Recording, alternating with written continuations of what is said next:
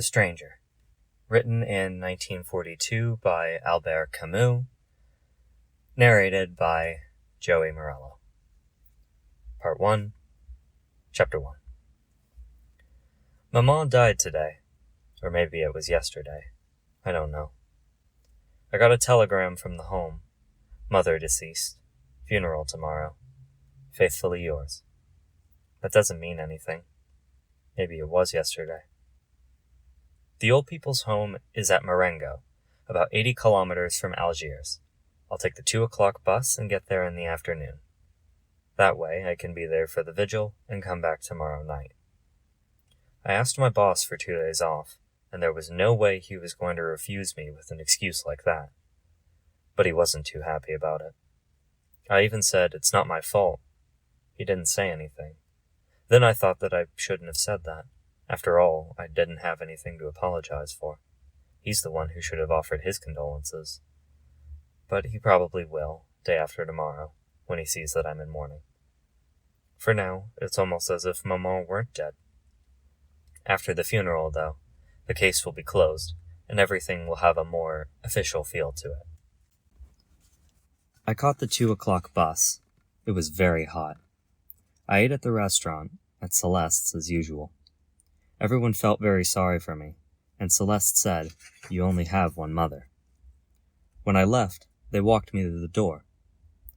I was a little distracted because I had to go up to Emmanuel's place to borrow a black tie and armband. He had lost his uncle a few months back. I ran so as not to miss the bus. It was probably because of all the rushing around, and on top of that the bumpy ride, the smell of gasoline, and the glare of the sky and the road, that I dozed off. I slept almost the whole way, and when I woke up, I was slumped against a soldier who smiled at me and asked if I'd been traveling long.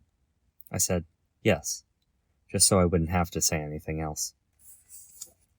The home is 2 kilometers from the village. I walked them. I wanted to see Maman right away, but the caretaker told me I had to see the director first. He was busy, so I waited a while. The caretaker talked the whole time, and then I saw the director. I was shown into his office. He was a little old man, with the ribbon of the Legion of Honor in his lapel. He looked at me with his clear eyes. Then he shook my hand and held it for so long I didn't know how to get it loose. He thumbed through a file and said, "Madame Mersol came to us 3 years ago. You were her sole support." I thought he was criticizing me for something, and I started to explain, but he cut me off. "You don't have to justify yourself, my dear boy. I've read your mother's file. You weren't able to provide for her properly. She needed someone to look after her. You earn only a modest salary, and the truth of the matter is she was happier here." I said, "Yes, sir." He added, "You see, she had friends here, people her own age. She was able to share things from the old days with them. You're young, and it must have been hard for her with you." It was true. When she was at home with me, Maman used to spend her time following me with her eyes, not saying a thing. For the first few days she was at the home, she cried a lot. But that was because she wasn't used to it. A few months later, she would have cried if she had been taken out. She was used to it. That's partly why I didn't go up there much this past year. Also because it took up my Sunday, not to mention the trouble of getting to the bus, buying tickets, and spending 2 hours traveling. The director spoke to me again, but I wasn't really listening anymore. Then he said, "I suppose you'd like to see your mother." I got up without saying anything, and he led the way to the door. On the way downstairs, he explained, "We've moved her to our little mortuary, so as not to upset the others. Whenever one of the residents dies, the others are a bit on edge for the next 2 or 3 days, and that makes it difficult to take care of them." We crossed a courtyard where there were lots of old people chatting in little groups. As we went by, the talking would stop, and then the conversation would start up again behind us. The sound was like the muffled jabber of parakeets. The director stopped at the door of a small building. "I'll leave you now, Monsieur Mersol. If you need me for anything, I'll be in my office." As is usually the case, the funeral is set for 10 o'clock in the morning. That way you'll be able to keep vigil over the departed. One last thing. It seems your mother often expressed to her friends her desire for a religious burial. I've taken the liberty of making the necessary arrangements. But I wanted to let you know. I thanked him. While not an atheist, Maman had never in her life given a thought to religion. I went in. It was a very bright, whitewashed room with a skylight for a roof. The furniture consisted of some chairs and some cross-shaped sawhorses. Some of them, in the middle of the room, were supporting a closed casket. All you could see were some shiny screws, not screwed down all the way, standing out against the walnut-stained planks. Near the casket was an Arab nurse in a white smock and a brightly colored scarf on her head. Just then the caretaker came in behind me. He must have been running. He stuttered a little. "We put the cover on, but I'm supposed to unscrew the casket so you can see her." He was moving towards the casket when I stopped him. He said, "You don't want to?" I answered, "No." He was quiet, and I was embarrassed because I felt I shouldn't have said that. He looked at me and asked, "Why not?" but without criticizing, as if he just wanted to know. I said, "I don't know." He started twirling his mustache, and then without looking at me, again he said, "I understand." He had nice pale blue eyes and a reddish complexion. He offered me a chair, and then sat down right beside me. The nurse stood up and went towards the door. At that point the caretaker said to me, "She's got an abscess." I didn't understand, so I looked over at the nurse and saw that she had a bandage wrapped around her head just below her eyes, and where her nose should have been, the bandage was flat. All you could see of her face was the whiteness of the bandage. When she'd gone, the caretaker said, "I'll leave you alone." I don't know what kind of gesture I made, but he stayed where he was, behind me. Having his presence breathing down my neck was starting to annoy me. The room was filled with the beautiful late afternoon sunlight. 2 hornets were buzzing against the glass roof. I could feel myself getting sleepy. Without turning around, I said to the caretaker, "Have you been here long?" And right away he answered, 5 years, as if he'd been waiting all along for me to ask. After that, he did a lot of talking. He would have been very surprised if anyone had told him he would have ended up as a caretaker at the Marengo home. He was 64 and came from Paris. At that point, I interrupted him. "Oh, you're not from around here?" Then I remembered that before taking me to the director's office, he had talked to me about Maman. He told me that they had to bury her quickly, because it gets hot in the plains, especially in this part of the country. That was when he told me that he had lived in Paris, and that he found it hard to forget it. In Paris, they keep vigil over the body for 3, sometimes 4 days. But here, you barely have time to get used to the idea before you have to start running after the hearse. Then his wife had said to him, "Hush now, that's not the sort of thing to be telling the gentleman." The old man blushed and apologized. I stepped in and said, "No, not at all." I thought what he had been saying was interesting, and made sense. In the little mortuary, he told me that he'd come to the home because he was destitute. He was in good health, so he'd offered to take on the job as caretaker. I pointed out that, even so, he was still a resident. He said, no, he wasn't.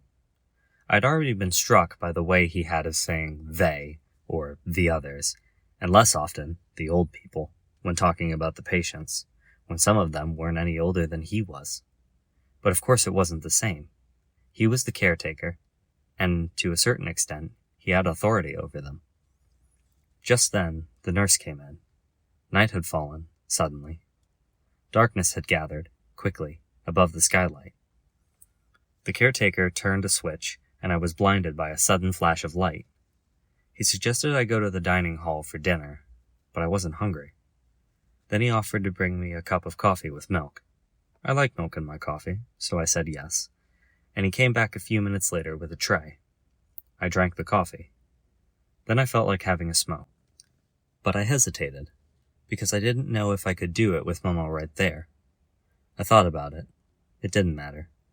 I offered the caretaker a cigarette, and we smoked. At one point he said, "You know, your mother's friends will be coming to keep vigil too. It's customary. I have to go get them some chairs and some black coffee." I asked him if he could turn off one of the lights. The glare on the white walls was making me drowsy. He said he couldn't. That's how they'd been wired. It was all or nothing. I didn't pay too much attention of him after that. He left, came back, set up some chairs. On one of them, he stacked some cups around a coffee pot. Then he sat down across from me, on the other side of Maman. The nurse was on that side of the room too, but her back was to me.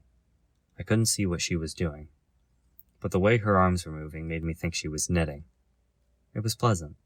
The coffee had warmed me up, and the smell of flowers on the night air was coming through the open door. I think I dozed off for a while. It was a rustling sound that woke me up. Because I'd had my eyes closed, the whiteness of the room seemed even brighter than before. There wasn't a shadow anywhere in front of me, and every object, every angle and curve stood out sharply, and it made my eyes hurt. That's when Maman's friends came in. There were about 10 in all, and they floated into the blinding light without a sound. They sat down without a single chair creaking. I saw them more clearly than I have seen anyone, and not one detail of their faces or clothes escaped me. But I couldn't hear them, and it was hard for me to believe they really existed. Almost all of the women were wearing aprons, and the strings, which were tied tight around their waists, made their bulging stomachs stick out even more. I'd never noticed what huge stomachs old women can have. Almost all of the men were skinny and carried canes. What struck me the most about their faces was that I couldn't see their eyes, just a faint glimmer in a nest of wrinkles. When they'd sat down, most of them looked at me and nodded awkwardly, their lips sucked in by their toothless mouths, so that I couldn't tell if they were greeting me or if it was just a nervous tick. I think they were greeting me. It was then that I realized they were all sitting across from me, nodding their heads grouped around the caretaker. For a second I had the ridiculous feeling that they were here to judge me. Soon, one of the women started crying. It was in the second row, hidden behind one of her compatriots, and I couldn't see her very well. She was crying softly, steadily, in little sobs. I thought she'd never stop. The others seemed not to hear her. They sat there hunched up, gloomy and silent. They would look at the casket, or their canes, or whatever else, but that was all they would look at. The woman kept on crying. It surprised me, because I didn't even know who she was. I wished I didn't have to listen to her anymore, but I didn't dare say anything. The caretaker leaned over and said something to her, but she shook her head, mumbled something, and went crying as much as before. Then the caretaker came around to my side. He sat down next to me, and after a long pause, he explained, without looking at me, "She was very close to your mother. She says your mother was her only friend, and now she hasn't got anyone." We just sat there like that for quite a while. The woman's sighs and sobs were quieting down. She sniffled a lot. Then finally she shut up. I didn't feel drowsy anymore, but I was tired and my back was hurting me. Now it was all these people not making a sound that was getting on my nerves, except that every now and again I'd hear a strange noise, and I couldn't figure out what it was. Finally, I realized that some of the old people were sucking at the insides of their cheeks and making these weird smacking noises. They were so lost in their thoughts that they weren't even aware of it. I had the impression that the dead woman lying in front of them didn't mean anything to them. But I think now that that was a false impression. We all had some coffee, served by the caretaker. After that, I don't know anymore. The night passed. I remember opening my eyes at one point and seeing that all the old people were slumped over asleep, except for one old man, with his chin resting on the back of his hands wrapped around his cane, who was staring at me as if he were just waiting for me to wake up. Then I dozed off again. I woke up because my back was hurting more and more. Dawn was creeping up over the skylight. Soon afterwards, one of the old men woke up and coughed a lot. He kept hacking into a large checkered handkerchief, and every cough was like a convulsion. He woke the others up, and the caretaker told them that they ought to be going. They got up. The uncomfortable vigil had left their faces ashen-looking. On their way out, and much to my surprise, they all shook my hand, as if that night, during which we hadn't exchanged so much as a single word, had all brought us closer together somehow. I was tired. The caretaker took me to his room, and I was able to clean up a little. I had some more coffee and milk, which was very good. When I went outside, the sun was up. Above the hills that separate Marengo from the sea, the sky was streaked with red, and the wind coming over the hills brought the smell of salt with it. It was going to be a beautiful day. It had been a long time since I'd been out in the country, and I could feel how much I'd enjoy going for a walk if it hadn't been for Maman. But I waited in the courtyard, under a plane tree. I breathed in the smell of the fresh earth, and I wasn't sleepy anymore. I thought of the other guys at the office. They'd be getting up to go to work about this time. For me, that was always the most difficult time of day. I thought about those things a little more, but I was distracted by the sound of a bell ringing inside the buildings. There was some commotion behind the windows, then everything quieted down again. The sun was now a little higher in the sky. It was starting to warm my feet. The caretaker came across the courtyard and told me that the director was asking for me. I went into his office. He had me sign a number of documents. I noticed that he was dressed up in a black with pinstriped trousers. He'd picked up the telephone and turned to me. The undertaker's men arrived a few minutes ago. I'm going to ask them to seal the casket. Before I do, would you like to see your mother one last time? I said, no. He gave the order into the telephone, lowering his voice. Viek, tell the men they can go ahead. After that, he told me he would be attending the funeral, and I thanked him. He sat down behind the desk and crossed his short legs. He informed me that he and I would be the only ones there, apart from the nurse on duty. The residents weren't allowed to attend funerals. He only let them keep the vigil. It's more humane that way, he remarked. But in this case, he'd given one of Mother's old friends, Thomas Perez, permission to join the funeral procession. And the director smiled. He said, I'm sure you understand. It's a rather childish sentiment, but he and your mother were almost inseparable. The others used to tease them and say, Perez has a fiancée. He'd laugh. They enjoyed it.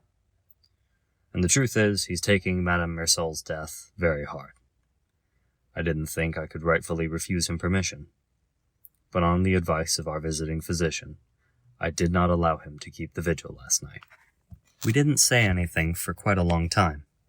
The director stood up and looked out the window of his office. A moment later he said, Here's the priest from Marengo already. He's early. He warned me that it would take at least 3/4 of an hour to walk to the church, which is in the village itself. We went downstairs. Out in front of the building stood the priest and 2 altar boys. One of them was holding a censer, and the priest was leaning toward him, adjusting the length of its silver chain. As we approached, the priest straightened up. He called me my son, and said a few words to me. He went inside, and I followed. I noticed right away that the screws on the casket had been tightened, and that there were 4 men wearing black in the room. The director was telling me that the hearse was waiting out in the road, and at the same time I could hear the priest beginning his prayers. From then on, everything happened very quickly. The men moved the casket with a pall. The priest, his acolytes, and the director and I all went outside. A woman I didn't know was standing by the door. Monsieur Mersault, the director said. I didn't catch the woman's name. I just understood that she was a nurse assigned by the home. Without smiling, she lowered her long, gaunt face. Then we stepped aside to make way for the body. We followed the pallbearers and left the home. Outside the gate stood the hearse, varnished, glossy and oblong. It reminded me of a pencil box. Next to it was the funeral director, a little man in a ridiculous get-up, and an awkward, embarrassed-looking old man. I realized that it was Monsieur Perez. He was wearing a soft felt hat with a round crown and wide brim. He took it off as the casket was coming through the gate. A suit with trousers that were corkscrewed down around his ankles, and a black tie with a knot that was too small for the big white collar of his shirt. His lips were trembling below a nose dotted with blackheads. Strange, floppy, thick-rimmed ears stuck out through his fine white hair, and I was struck by the blood-red color next to the pallor of his face. The funeral director assigned us our places. First came the priest, then the hearse, Flanking it, the 4 men. Behind it, the director and myself, bringing up the rear, the nurse, and Monsieur Perez. The sky was already filled with light. The sun was beginning to bear down on the earth, and it was getting hotter by the minute. I don't know why we waited so long before getting underway. I was hot in my dark clothes. The little old man, who had put his hat back on, took it off again. I turned a little in his direction and started looking at him when the director started talking to me about him. He told me that my mother and Monsieur Perez often used to walk down to the village together in the evenings, accompanied by a nurse. I was looking at the countryside around me, seeing the rows of cypress trees leading up the hills next to the sky, and the houses standing out here and there against that red and green earth. I was able to understand Maman better. Evenings in that part of the country must have been a kind of sad relief. But today, with the sun bearing down, making the whole landscape shimmer with heat, it was inhuman and oppressive. We got under way. It was then that I noticed that Perez had a slight limp. Little by little, the hearse was picking up speed and the old man was losing ground. One of the men flanking the hearse had also dropped back and was now even with me. I was surprised at how fast the sun was climbing into the sky. I noticed that, for quite a time, the countryside had been buzzing with the sounds of insects and the crackling of grass. Sweat was pouring down my face. I wasn't wearing a hat, so I fanned myself with my handkerchief. The man from the undertaker said something to me which I missed. He was lifting the edge of his cap with his right hand and wiping his head with a handkerchief with his left at the same time. I said, "What?" He pointed up at the sky and repeated, "Pretty hot." I said, "Yes." A minute later, he asked, "Is that your mother in there?" Again, I said, "Yes." "Was she old?" I answered, "Fairly," because I didn't know the exact number. After that, he was quiet. I turned around and saw old Perez about 50 meters behind us. He was going as fast as he could, swinging his felt hat at the end of his arm. I looked at the director, too. He was walking with great dignity, without a single wasted motion. A few beads of sweat were forming on his forehead, but he didn't wipe them off. The procession seemed to me to be moving a little faster. All around me there was the same glowing countryside flooded with sunlight. The glare from the sky was unbearable. At one point we went over a section of road that had just been repaved. The tar had burst open in the sun. Our feet sank in, leaving the shiny pulp exposed. Sticking up over the top of the hearse, the coachman's hard leather hat looked as if it had been molded out of the same black mud. I felt a little lost between the blue and white of the sky and the monotony of the colors around me, the sticky black of the tar, the dull black of all the clothes, and the shiny black of the hearse. All of it, the sun, the smell of leather and horse dung from the hearse, and the smell of varnish and incense, and my fatigue after a night without sleep, it was making hard for me to see or think straight. I turned around again. Perez seemed to be way back there, fading into the shimmering heat. Then I lost sight of him altogether. I looked around and saw he'd left the road and cut out across the fields. I also noticed that there was a bend in the road up ahead.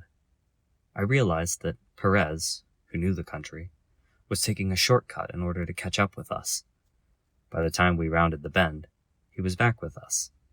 Then we lost him again. He would set off into the country once more, and so it went on. I could feel the blood pounding in my temples.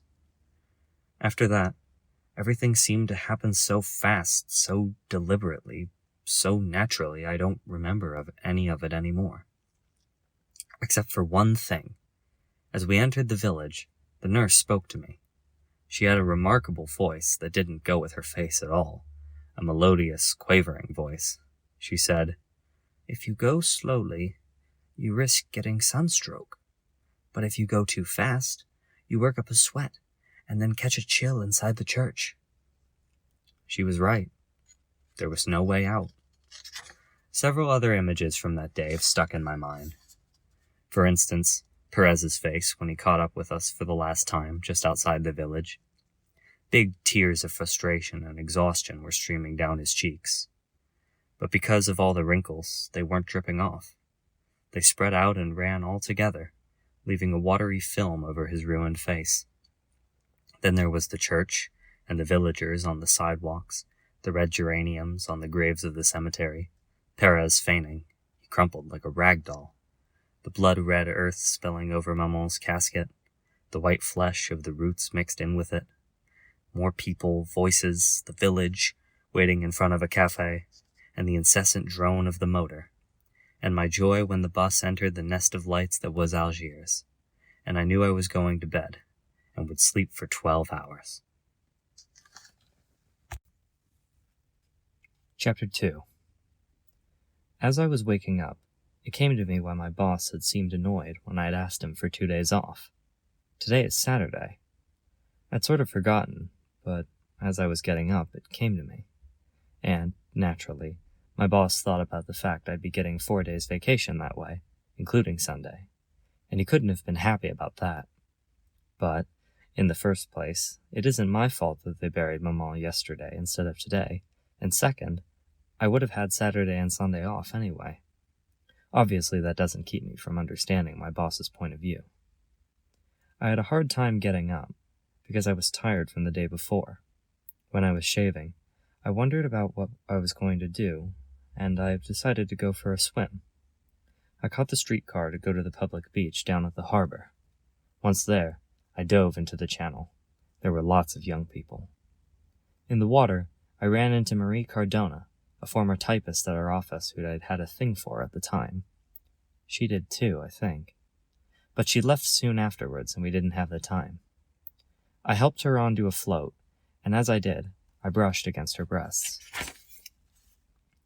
I was still in the water when she was already lying flat on her stomach on the float. She turned toward me. Her hair was in her eyes, and she was laughing. I hoisted myself up next to her. It was nice, and sort of joking around. I let my head fall back and rest on her stomach. She didn't say anything, so I left it there. I had the whole sky in my eyes, and it was blue and gold. On the back of my neck, I could feel Marie's heart beating softly. We were laying on the float for a long time, half asleep. When the sun got too hot, she dove off and I followed. I caught up with her, put my arm around her waist, and we swam together. She laughed the whole time. On the dock, as we were drying ourselves off, she said, "I'm darker than you." I asked if she wanted to go to the movies that evening. She laughed again and told me there was a Fernandel movie she'd like to see. Once we were dressed, she seemed surprised to see I was wearing a black tie, and she asked me if I was in mourning. I told her Maman had died. She wanted to know how long ago, so I said, "Yesterday." She gave a little start, but didn't say anything. I felt like telling her it wasn't my fault, but I stopped myself, because I remembered I had already said that to my boss. It didn't mean anything. Besides, you always feel a little guilty. By that evening, Marie had forgotten all about it. The movie was funny in parts, but otherwise it was just too stupid. She had her leg pressed against mine. I was fondling her breasts. Toward the end of the show, I gave her a kiss, but not a good one. She came back to my place. When I woke up, Marie had gone. She explained to me that she had to go to her aunt's. I remembered that it was Sunday, and that bothered me. I don't like Sundays. So I rolled over and tried to find the salty smell Marie's hair had left in the pillow. And I slept until 10. Then I smoked a few cigarettes, still in bed, till noon. I didn't feel like having lunch at Celeste's, like I usually did, because they'd be sure to ask questions, and I don't like that. I fixed myself some eggs and ate them out of the pan, without bread because I didn't have any left and I didn't feel like going downstairs to buy some. After lunch I was a little bored, and I wandered around the apartment. It was just the right size when Maman was there. Now it's too big for me. And I've had to move the dining room table into my bedroom. I live in just one room now, with some saggy straw chairs, a wardrobe whose mirror has gone yellow, a dressing table, and a brass bed. I've let the rest go. A little later, just for something to do, I picked up an old newspaper and read it.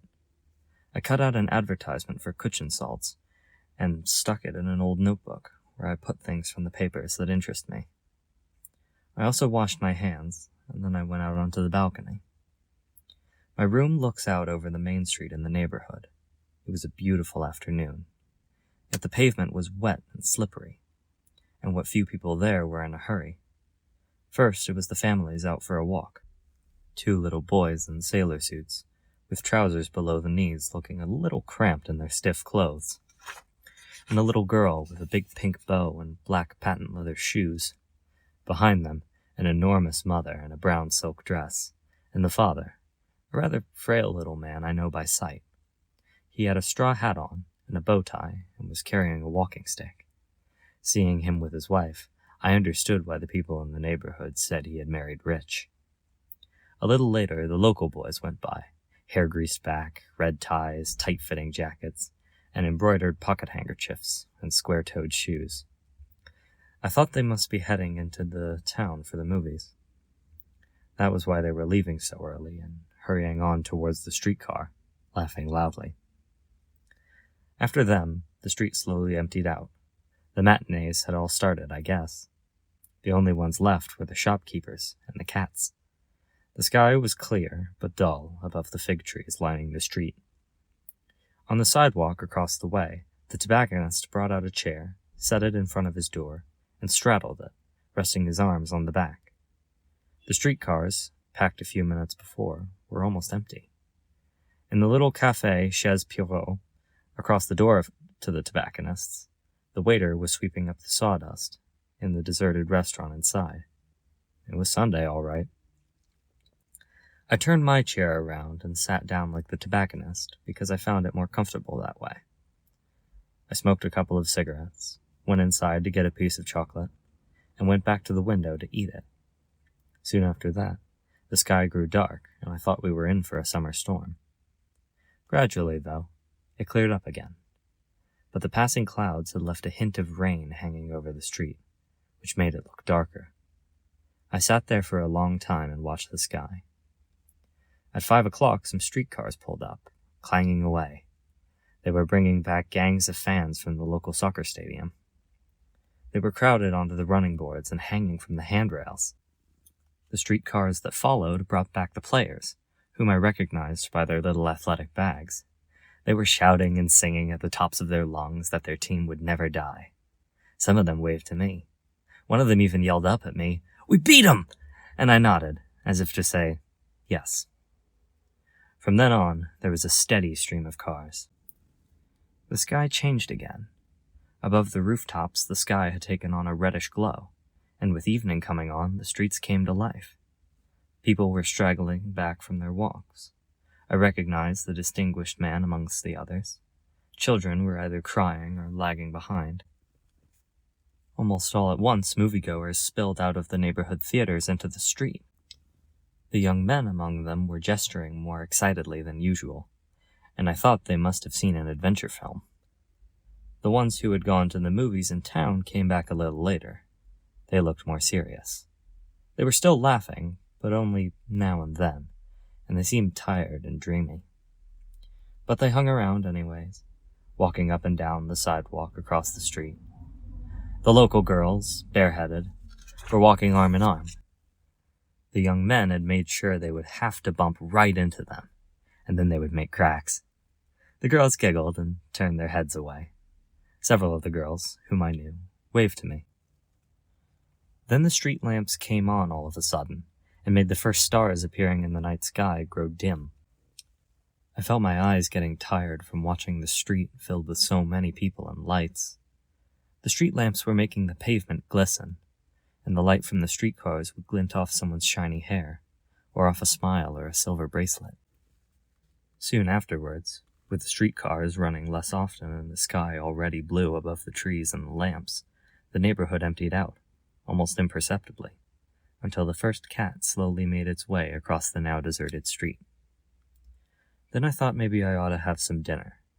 My neck was a little stiff from resting my chin against the back of the chair for so long. I went downstairs to buy some bread and spaghetti, did my cooking, and ate standing up. I wanted to smoke a cigarette at the window, but the air was getting colder and I felt a little chilled. I shut my windows, and as I was coming back, I glanced at the mirror and saw a corner of my table with my alcohol lamp next to some pieces of bread. It occurred to me that, anyway, one more Sunday was over, that Maman was buried now, and that I was going back to work, and that, really, nothing had changed. Chapter 3. I worked hard at the office today. The boss was nice. He asked me if I wasn't too tired, and he also wanted to know Maman's age. I said, about 60, so as not to make a mistake, and I don't know why, but he seemed to be relieved somehow, and to consider the matter closed. There was a stack of freight invoices that had piled up on my desk, and I had to go through them all. Before leaving the office to go to lunch, I washed my hands. I really like doing this at lunchtime. I don't enjoy it so much in the evening, because the roller towel you use is soaked through. One towel has to last all day. I mentioned it once to my boss. He told me he was sorry, but that it was really a minor detail. I left a little late, at 12:30, with Emmanuel, who works as a dispatcher. The office overlooks the sea, and we took a moment to watch the freighters in the harbor, which was ablaze with sunlight. Then a truck came toward us with chains rattling and its engine backfiring. Emmanuel says, "How about it?" And I started running. The truck passed us and we ran after it. I was engulfed by the noise and the dust. I couldn't see anything, and all I was conscious of was the sensation of hurtling forward in a mad dash through cranes and winches, masts bobbing on the horizon and the hulls of ships alongside us as we ran. I was the first to grab hold and take a flying leap. Then I reached out to help Emmanuel scramble up. We were both out of breath.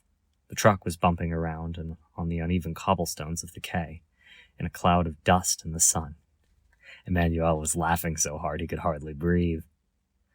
We arrived at Celeste's, dripping with sweat. Celeste was there, as always, with his big belly, his apron, and his white mustache. He asked if things were all right now. I told him yes, they were, and I said I was hungry. I ate fast and had some coffee. Then I went home and slept for a while because I'd drunk too much wine, and when I woke up I felt like having a smoke. I was late, and I ran after to catch a streetcar. I worked all afternoon. It got very hot in the office, and that evening, when I'd left, I was glad to walk back slowly along the docks. The sky was green. I felt good. But I went straight home because I wanted to boil myself some potatoes. On my way upstairs, in the dark, I ran into old Salamano, my neighbor across the landing. He was with his dog. The two of them had been inseparable for 8 years.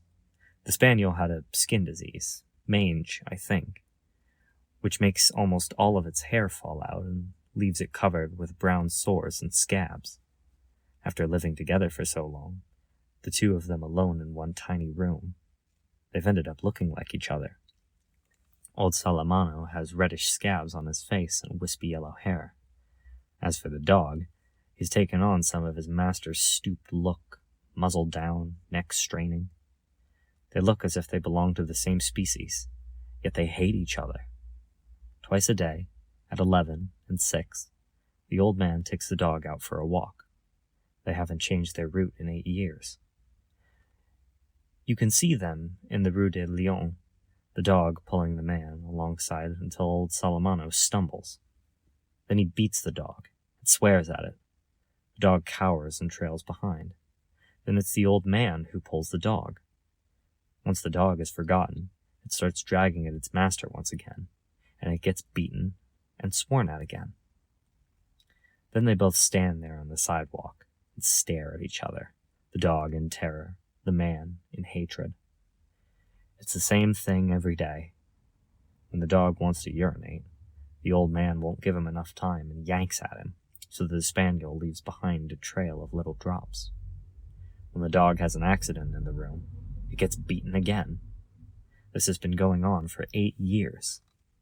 Celeste is always saying, "It's pitiful."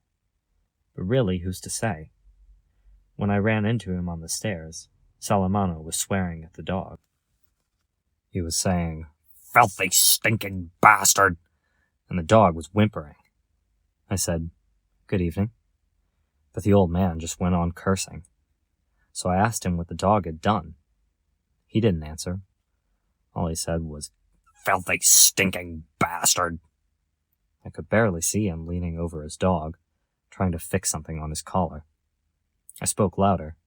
Then, without turning around, he answered with a kind of suppressed rage. "He's always there." Then he left, yanking at the animal, which was letting itself be dragged along, whimpering. Just then, my other neighbor came in. The word around the neighborhood is that he lives off women. But when you ask him what he does, he's a warehouse guard. Generally speaking, he's not very popular. But often he talks to me, and sometimes stops by my place for a minute, because I listen to him. I find what he has to say very interesting. Besides, I don't have a reason not to talk to him. His name is Raymond Sintez. He's a little on the short side, with broad shoulders and a nose like a boxer's. He always dresses very sharp. And once he said to me, talking about Salamano, "If that isn't pitiful." He asked me, didn't I think it was disgusting? And I said, no. We went upstairs, and I was about to leave when he said, "I got some blood sausage and some wine at my place.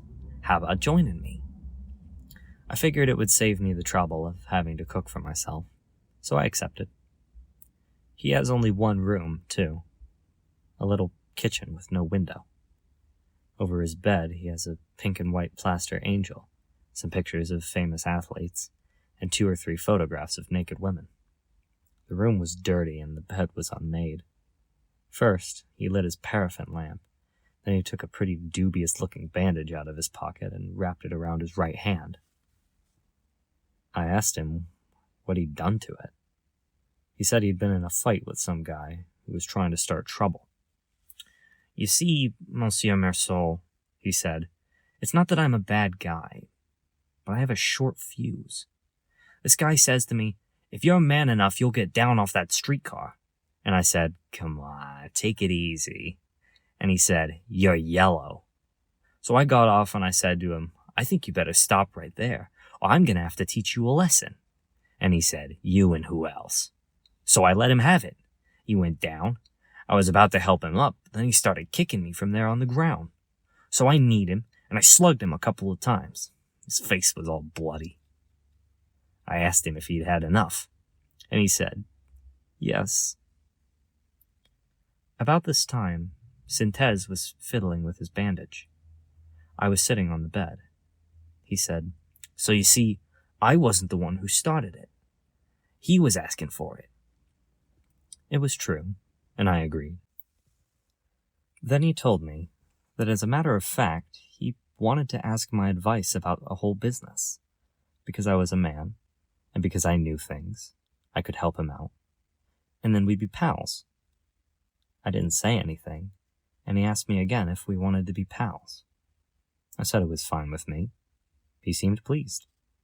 He got out the blood sausage, fried it up, and set it out with glasses, plates, knives, and forks, 2 bottles of wine. All of this in silence. Then we sat down. As we ate, he started telling me his story. He was a little hesitant at first. "I knew this lady. As a matter of fact, well, she was my mistress." The man he'd had a fight with was this woman's brother. He told me he'd been keeping her. I didn't say anything, and yet right away he added that he knew what people around the neighborhood said about him, but that his conscience was clear, and that he was a warehouse guard. "To get back to what I was saying," he continued, "I realized that she was cheating on me." He'd been giving her just enough to live on. He paid the rent in her room, and gave her 20 francs a day for food. 300 francs for the room, 600 for food, and a pair of stockings now and again, and that made 1,000 francs. And Her Highness refused to work. But she was always telling me that things were too tight, that she couldn't get by on what I was giving her. And I'd say to her, "Why not work half days? You'd be helping me out on all the little extras. I bought you a new outfit this month. I give you 20 francs a day, I pay your rent, and what do? You have coffee in the afternoons with your friends.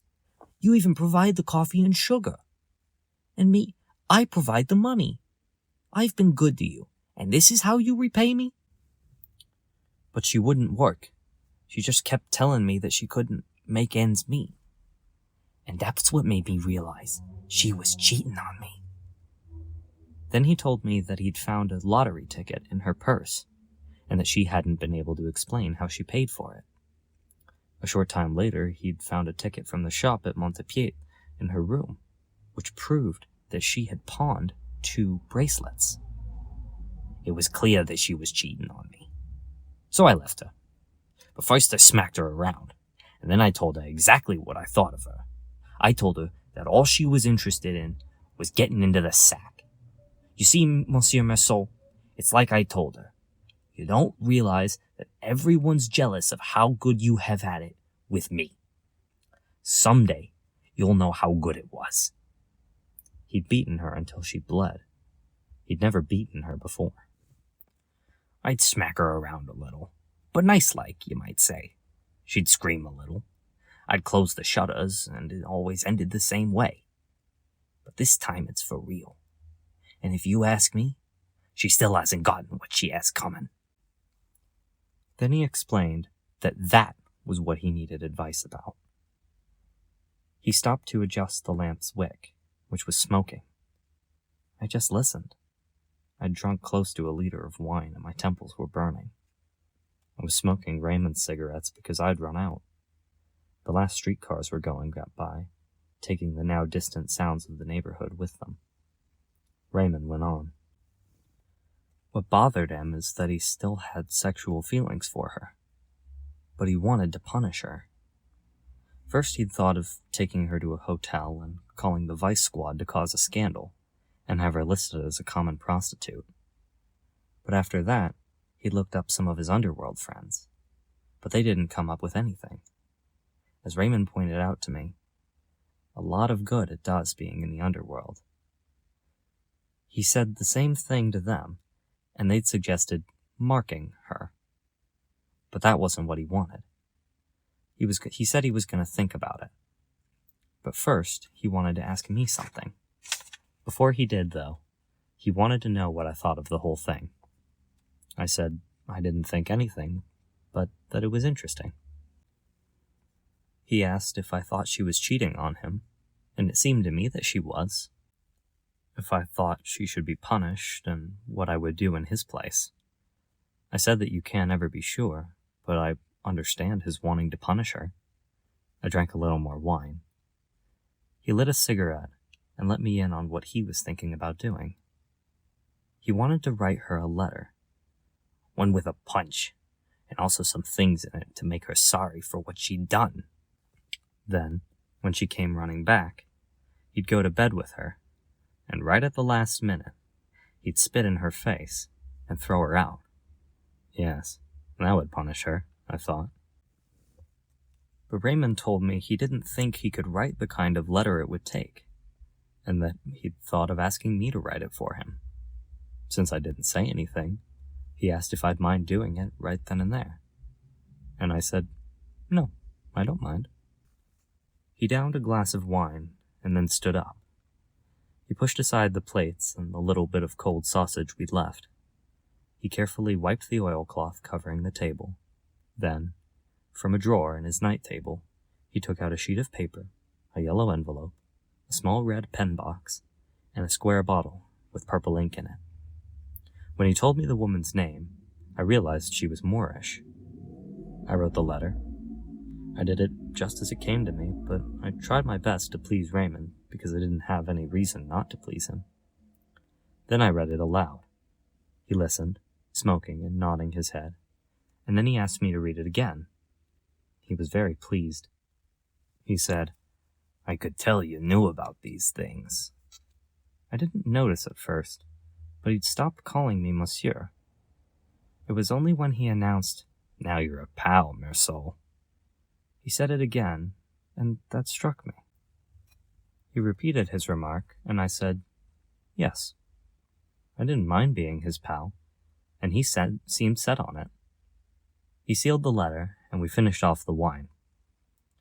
Then we sat and smoked for a while without saying anything.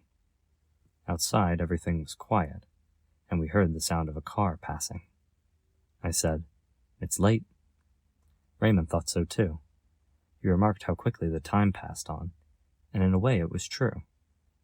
I felt sleepy, but it was hard for me to get up. I must have looked tired, because Raymond told me not to let things get to me. At first I didn't understand. Then he explained that he'd heard about Maman's death, and that it was one of those things that was bound to happen sooner or later. I thought so too. I got up. Raymond gave me a very firm handshake and said that men always understand each other. I left his room, closing the door behind me, and paused for a minute in the dark on the landing. The house was quiet, and a breath of dark, dank air wafted up from the deep in the stairwell. All I could hear was the blood pounding in my ears. I stood there, motionless, and in old Salamano's room, the dog whimpered softly. Chapter 4. I worked hard all week. Raymond stopped by and told me he'd sent the letter. I went to the movies twice with Emmanuel, who doesn't always understand what's going on the screen, so you have to explain things to him. Yesterday was Saturday, and Marie came over as we'd planned. I wanted her so bad when I saw her in that pretty red and white striped dress and leather sandals. You could make out the shape of her firm breasts, and her tan made her face look like a flower. We caught a bus and went a few kilometers outside of Algiers, to a beach with rocks on either end, bordered by shore grass on the land side. The 4 o'clock sun wasn't too hot, but the water was warm, with slow, gently lapping waves.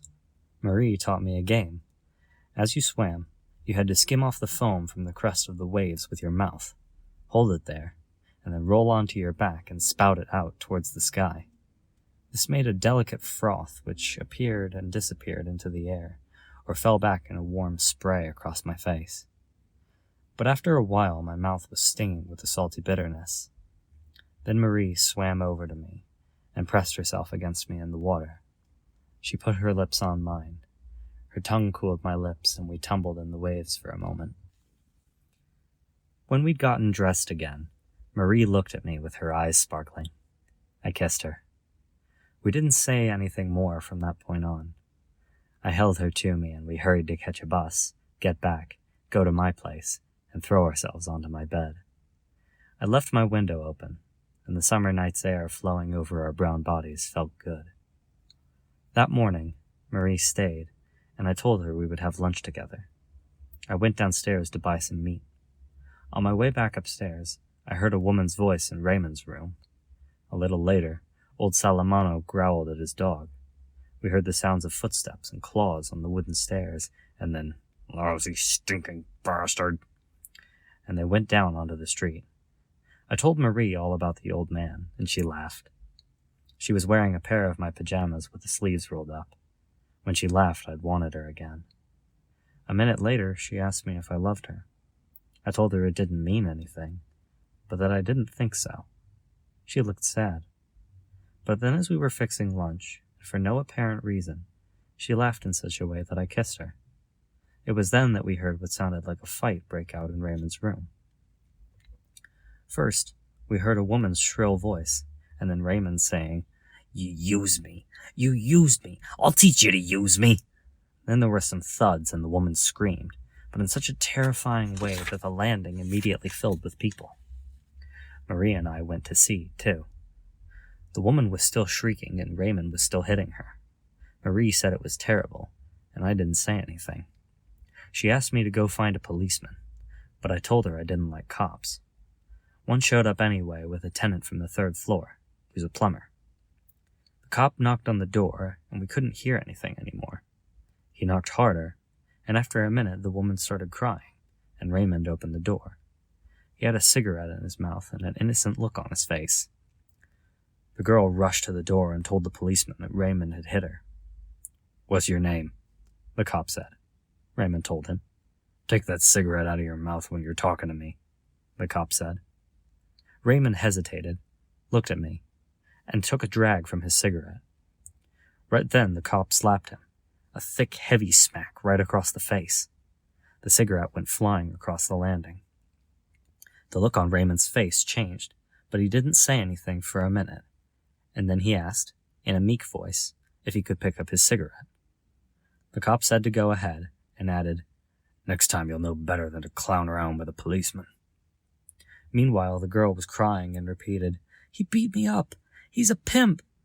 "Officer," Raymond asked, "is that legal, calling a man a pimp like that?" But the cop ordered him to shut his trap. Then Raymond turned to the girl and said, "Just you wait, sweetheart. We're not through yet." The cop told him to knock it off, and said that the girl was to go and he was to stay in his room and wait to be summoned to the police station. He also said that Raymond ought to be ashamed to be so drunk that he'd have the shakes like that. Then Raymond explained, "I'm not drunk, officer. It's just that I'm here, and you're there, and I'm shaken. I can't help it." He shut his door and everyone went away. Marie and I finished fixing lunch, but she wasn't hungry. I ate almost everything. She left at 1 o'clock and I slept a while. Around 3 o'clock there was a knock at my door and Raymond came in. I didn't get up. He sat down on the edge of my bed. He didn't say anything for a minute, and I asked him about how it had all gone. He told me that he'd done what he'd wanted to, but she said that she'd slapped him, and so he'd beaten her up. I'd seen the rest. I told him it seemed to me that she'd gotten her punishment now, and he ought to be happy. He thought so too, and he pointed out that the cop could do anything he wanted, and it wouldn't change the fact that she'd gotten her beating. He added that he knew all about cops and how to handle them. Then he'd asked me if I expected him to hit the cop back. I said I wasn't expecting anything, and besides, I didn't like cops. Raymond seemed pretty happy. He asked me if I wanted to go for a walk with him. I got up and started combing my hair. He told me that I'd have to act as a witness for him. It didn't matter to me, but I didn't know what I was supposed to say. According to Raymond, all I had to do was state that the girl had cheated on him. I agreed to act as a witness for him. We went out, and Raymond bought me a brandy. Then he wanted to shoot a game of pool, and I just barely lost. Afterwards, he wanted to go to a whorehouse, but I said no, because I don't like that. So we took our time getting back, him telling me how glad he was that he'd been able to give a woman what she deserved. I found him very friendly with me, and thought it was a nice moment. From a distance, I noticed old Salamano standing on the doorstep. He looked flustered. When we got closer, I saw that he didn't have his dog. He was looking all over the place, turning around, peering into the darkness of the entryway, muttering incoherently. And then he started searching the street again with his little red eyes. When Raymond asked him what was wrong, he didn't answer right away. I heard him mumble, "Stinking bastard," and he went on fidgeting around. I asked him where his dog was. He snapped at me and said he was gone, and all of a sudden the words came pouring out. "I took him to the parade grounds, like always. There were lots of people around the booths at the fair. I stopped to watch the King of the Escape Artists, and when I was ready to go, he wasn't there. Sure, I've been meaning to get him a smaller collar for a long time. I never thought the bastard would take off like that." Then Raymond pointed out to him that the dog might have gotten lost, and that he would come back. He gave examples of dogs that walked dozens of kilometers to get back to their masters. Nevertheless, the old man looked even more flustered. "But they'll take him away from me. Don't you see? If only somebody would take him in, but that's impossible. Everybody's disgusted by his scabs. The police will get him for sure." So I told him he should go to the pound, and they'd give the dog back to him after he paid a fee. He asked me if it was a big fee. I didn't know. Then he got mad. "Pay money for that bastard? Huh, he can damn well die." And he started cursing the dog. Raymond laughed and went inside. I followed him, and we parted upstairs in the landing. A minute later, I heard the old man's footsteps and he knocked on my door. When I opened it, he stood in the doorway for a moment and said, "Excuse me. Excuse me." I asked him to come in, but he refused. He was looking down at the tips of his shoes, and his scabby hands were trembling. Without looking up at me, he asked, "They're not going to take him away from me, are they, Monsieur Marceau? They'll give him back to me. Otherwise, what's going to happen to me?"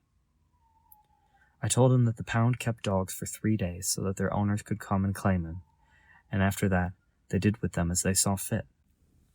He looked at me in silence, and then he said, "Good night."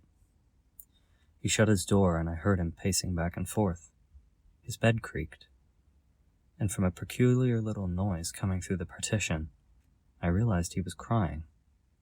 For some reason I thought of Maman, but I had to get up early next morning.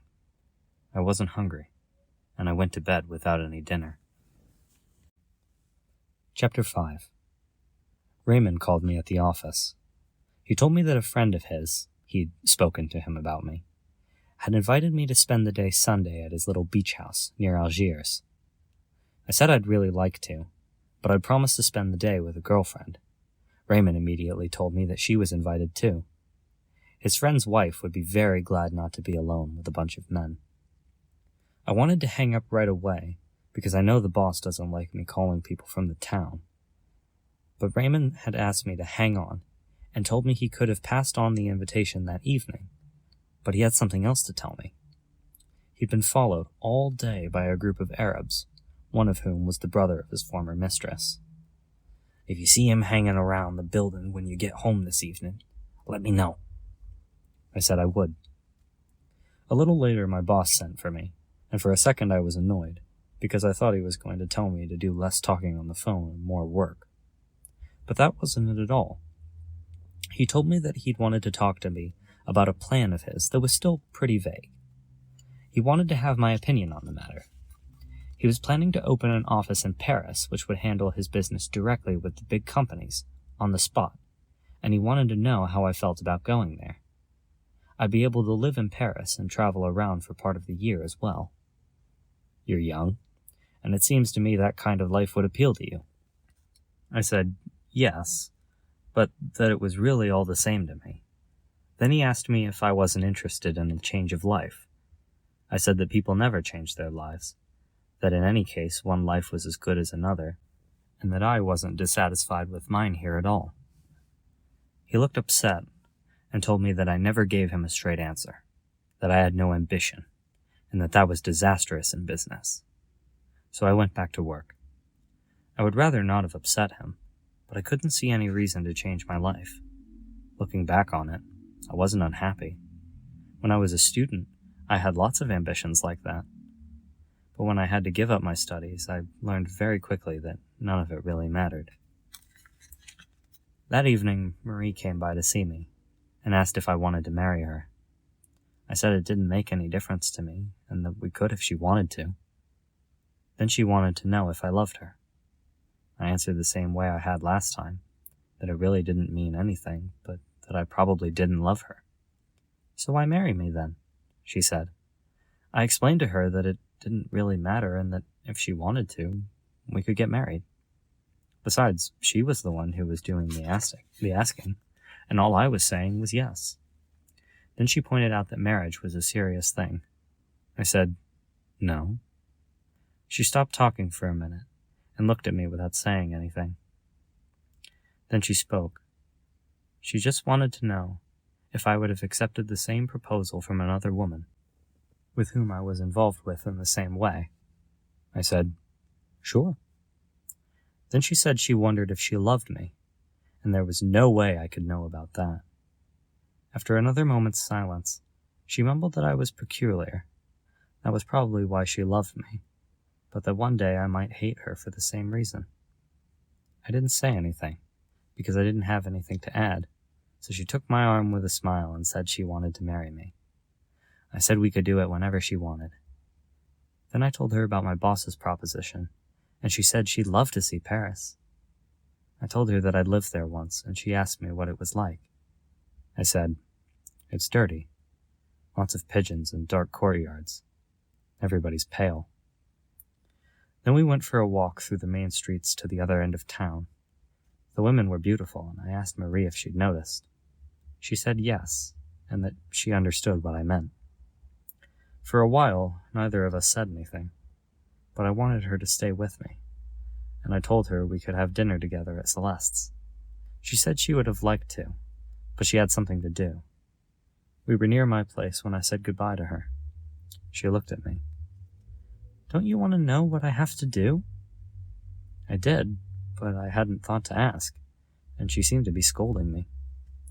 Then, seeing me so confused, she laughed again, and she moved towards me with her whole body to offer me her lips. I had dinner at Celeste's. I had already started eating when a strange little woman came in and asked if she could sit at my table. Of course she could. Her gestures were a little jerky, and she had bright eyes and a little face like an apple. She took off her jacket, sat down, and studied the menu feverishly. She called Celeste over and ordered her whole meal all at once, with a voice that was clear and very fast at the same time. While she was waiting for her first course, she opened her bag, took out a slip of paper and a pencil, added up the bill in advance, then took the exact amount, plus tip, out of her vest pocket and set it down on the table in front of her. At that point, the waiter brought her first course, and she gulped it down. While waiting for the next course, she again took out of her bag a blue pencil and a magazine that listed the radio programs for the week. One by one, and with great care, she checked off almost every program. Since the magazine was about a dozen pages long, she meticulously continued this task throughout the meal. I had already finished, and she was still checking away with the same zeal. Then she stood up, put her jacket back on with the same robot-like movements, and left. I didn't have anything to do, so I left too and followed her for a while. She had positioned herself right next to the curb and was making her way with incredible speed and assurance, never once swerving or looking around. I eventually lost sight of her and turned back. I thought about how peculiar she was, but forgot about her a few minutes later. I found old Salamano waiting outside my door. I asked him, and he told me that his dog was lost because he wasn't at the pound. The people who worked there had told him that maybe it had been run over. He asked if he could find out at the police station. They told him that they didn't keep track of things like that because they happened every day. I told old Salamano that he could get another dog, but he was right to point out to me that he was used to this one. I was sitting cross-legged on my bed, and Salamano had sat down on a chair in front of the table. He was facing me, and he had both of his hands on his knees. He had his old felt hat on. He was mumbling bits and pieces of sentences through his yellow mustache. He was getting on my nerves a little, but I didn't have anything to say, and I didn't feel sleepy. Just for something to say, I asked him about his dog. He told me he'd gotten it after his wife died. He had married fairly late. When he was young, he'd wanted to go into the theater. In the army, he used to act in the military vaudevilles. But he ended up working on the railroads, and he didn't regret it, because he now had a small pension. He hadn't been happy with his wife, but he'd pretty much gotten used to her. When she died, he had been very lonely. So he asked a shop buddy for a dog, and he'd gotten this one very young. He'd had to feed it from the bottle. But since a dog doesn't live as long as a man, they'd ended up growing old together. "He was bad-tempered," Salamano said. "We'd have a good run-in every now and then, but he was a good dog just the same." I said he was bred well, and Salamano looked pleased. "And," he added, "you don't know him before he got sick. His coat was the best thing about him." Every night and every morning after the dog had gotten that skin disease, Salamano had rubbed him with ointment. But according to him, the dog's real sickness was old age, and there's no cure for old age. At that point I yawned, and the old man said he'd be going. I told him he could stay, and that I was sorry about what had happened to his dog. He thanked me. He told me that Maman had been very fond of the dog. He called her, "Your poor mother." He said I supposed I must be very sad since Maman had died, and I didn't say anything. Then he said, very quickly and with an embarrassed look, that he realized that some people in the neighborhood thought badly of me for having sent Maman to the home. But he knew me, and he knew I loved her very much. I still don't know why, but I said that until then, I hadn't realized that people thought badly of me for doing it, but that the home had seemed like the natural thing since I didn't have enough money to have Maman cared for. Anyway, I added, it had been a long time since she'd had anything to say to me, and she was bored all by herself. Yes, he said, and at least in a home you can make a few new friends. Then he said goodnight. He wanted to sleep. His life had changed for now, and he wasn't too sure what he was going to do. For the first time since I'd known him, and with a furtive gesture, he offered me his hand, and I felt the scales on his skin. He gave a little smile, and before he left, he said, I hope the dogs don't bark tonight. I always think it's mine. Chapter 6. I had a hard time waking up on Sunday, and Marie had to call and shake me. We didn't eat anything, because we wanted to get to the beach early. I felt completely drained, and I had a slight headache. My cigarette tasted bitter. Marie made fun of me, because she said I had on a funeral face. She had put on a white linen dress and let her hair down. I told her she was beautiful, and she laughed with delight. On our way downstairs, we knocked on Raymond's door. He told us he'd be right down. Once out into the street, because I was so tired and also because we hadn't opened the blinds, the day, already bright with sun, hit me like a slap in the face. Marie was jumping with joy and kept on saying how beautiful the day was. I felt a little better, and I noticed that I was hungry. I told Marie, who pointed to her oilcloth bag where she'd put our bathing suits and a towel. I had to just wait, and then we heard Raymond shutting his door. He had put on blue trousers and a white short-sleeved shirt, but he'd put on a straw hat, which made Marie laugh, and his forearms were all white under the black hairs. I found it a little repulsive. He was whistling as he came down the stairs and seemed very cheerful. He said, "Good morning, old man," to me, and called Marie Mademoiselle. The day before, we'd gone to the police station, and I'd testified that the girl had cheated on Raymond. He'd gotten off with a warning. They didn't check out my statement. Outside the front door, we talked about it with Raymond, and then we decided to take the bus. The beach wasn't very far, but we'd get out there sooner that way. Raymond thought his friend would be glad to see us get there early. We were just about to leave when all of a sudden Raymond motioned to me to look across the street. I saw a group of Arabs leaning against the front of the tobacconist's shop. They were staring at us in silence, but in that way of theirs, as though we were nothing but stones or dead trees. Raymond told me that the second one from the left was his man, and he seemed worried. But, he added, it was all settled now. Marie didn't really understand, and asked us what was wrong. I told her that they were Arabs who had it in for Raymond. She wanted to get going right away. Raymond drew himself up and laughed, saying we'd better step on it. We headed towards the bus stop, which wasn't far, and Raymond said that the Arabs weren't following us. I turned around. They were still in the same place, and they were looking with the same indifference at the spot where we'd just been standing. We caught the bus. Raymond, who seemed very relieved, kept on cracking jokes for Marie. I could tell he liked her, but she hardly said anything to him. Every once in a while, she'd look at him and laugh. We got off at the outskirts of Algiers. The beach wasn't far from the bus stop. We had to cross a small plateau which overlooks the sea, and then drop steeply down onto the beach. It was covered in yellowish rocks and the whitest asphodels set against an already hard blue of the sky. Marie was having fun scattering the petals, taking big swipes at them with her oilcloth bag. We walked between rows of small houses behind their green or white fences, some of their little verandas hidden behind the tamarisks, others standing naked amongst the rocks. Before we reached the edge of the plateau, we could already see the motionless sea, and farther out, a massive, drowsy-looking promontory in the clear water. The faint hum of the motor rose up to us in the still air. Away off, we saw a tiny trawler moving, almost imperceptibly, across the dazzling sea. Marie gathered some rock irises.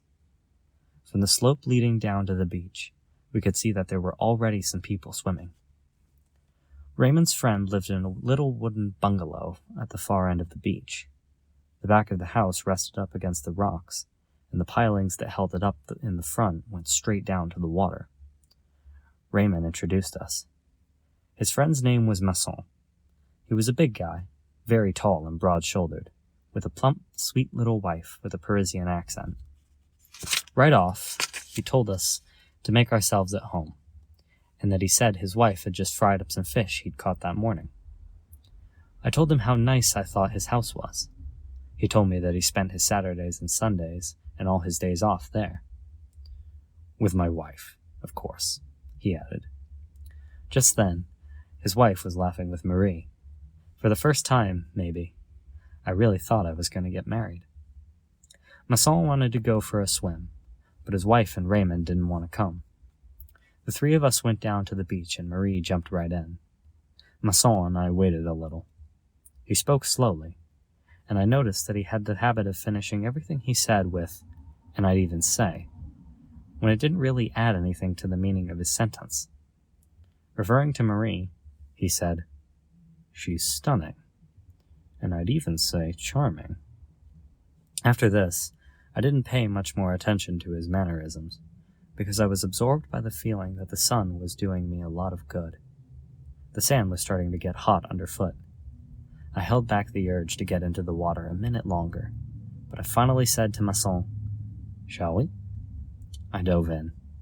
He waded in slowly and started swimming when he couldn't even touch the bottom anymore. He did the breaststroke, and not too well, either, so I left him and joined Marie. The water was cold, and I was glad to be swimming. Together again, Marie and I swam out a ways, and we felt a closeness as we moved in unison, and we're happy. Out in the deeper water, we floated on our backs, and the sun on my upturned face was drawing out the last of the water trickling into my mouth. We saw Masson making his way back to the beach to stretch out in the sun. From far away, he looked huge. Marie wanted us to swim together. I got behind her to hold around her waist. She used her arms to move us forward, and I did the kicking. The little splashing sound followed us through the morning air until we got tired. I left Marie and headed back, swimming smoothly and breathing easily. On the beach, I stretched out on my stomach alongside Masson and put my face into the sand. I said it was nice, and he agreed. Soon afterwards, Marie came back. I rolled over to watch her coming. She was glistening all over with salty water and holding her hair back. She lay down right next to me, and the combined warmth from her body and the sun made me doze off. Marie shook me and told me that Masson had come back up to the house and that it was time for lunch. I got up right away because I was hungry, but Marie told me I hadn't kissed her since that morning. It was true, and yet I had wanted to. "Come into the water," she said. We ran and threw ourselves into the first little waves. We swam a few strokes, and she reached out and held on to me. I felt her legs wrapped around mine, and I wanted her. When we got back, Masson was already calling us. I said I was starving, and then out of the blue he announced that his wife liked me. The bread was good. I devoured my share of the fish. After that, there was some meat and some fried potatoes. We all ate without talking. Masson drank a lot of wine and kept filling my glass. By the time the coffee came, my head felt heavy and I had smoked a lot. Masson, Raymond, and I talked about spending August together at the beach, sharing expenses. Suddenly Marie said, "Do you know what time it is? It's only 11:30. We were all surprised, but Masson said we'd eaten very early, and that it was only natural because lunchtime was whenever you were hungry. For some reason that made Marie laugh. I think she'd had a little too much to drink. Then Masson asked me if I wanted to go for a walk on the beach with them. My wife always takes a nap after lunch. Me, I don't like naps. I need to walk. I'll tell her all the time it's better for her health. But it's her business. Marie said she'd stay and help Madame Masson with the dishes. The little Parisienne said that they'd first have to get rid of the men. The three of us went down to the beach. The sun was shining almost directly overhead onto the sand, and the glare from the water was unbearable. There was no one left on the beach. From inside the bungalows bordering the plateau and jutting out over the water, we could hear the rattling of plates and silverware. It was hard to breathe in the rocky heat rising from the ground. At first, Raymond and Masson discussed people and things I didn't know about. I gathered that they'd known each other for a long time, and had even lived together at one point.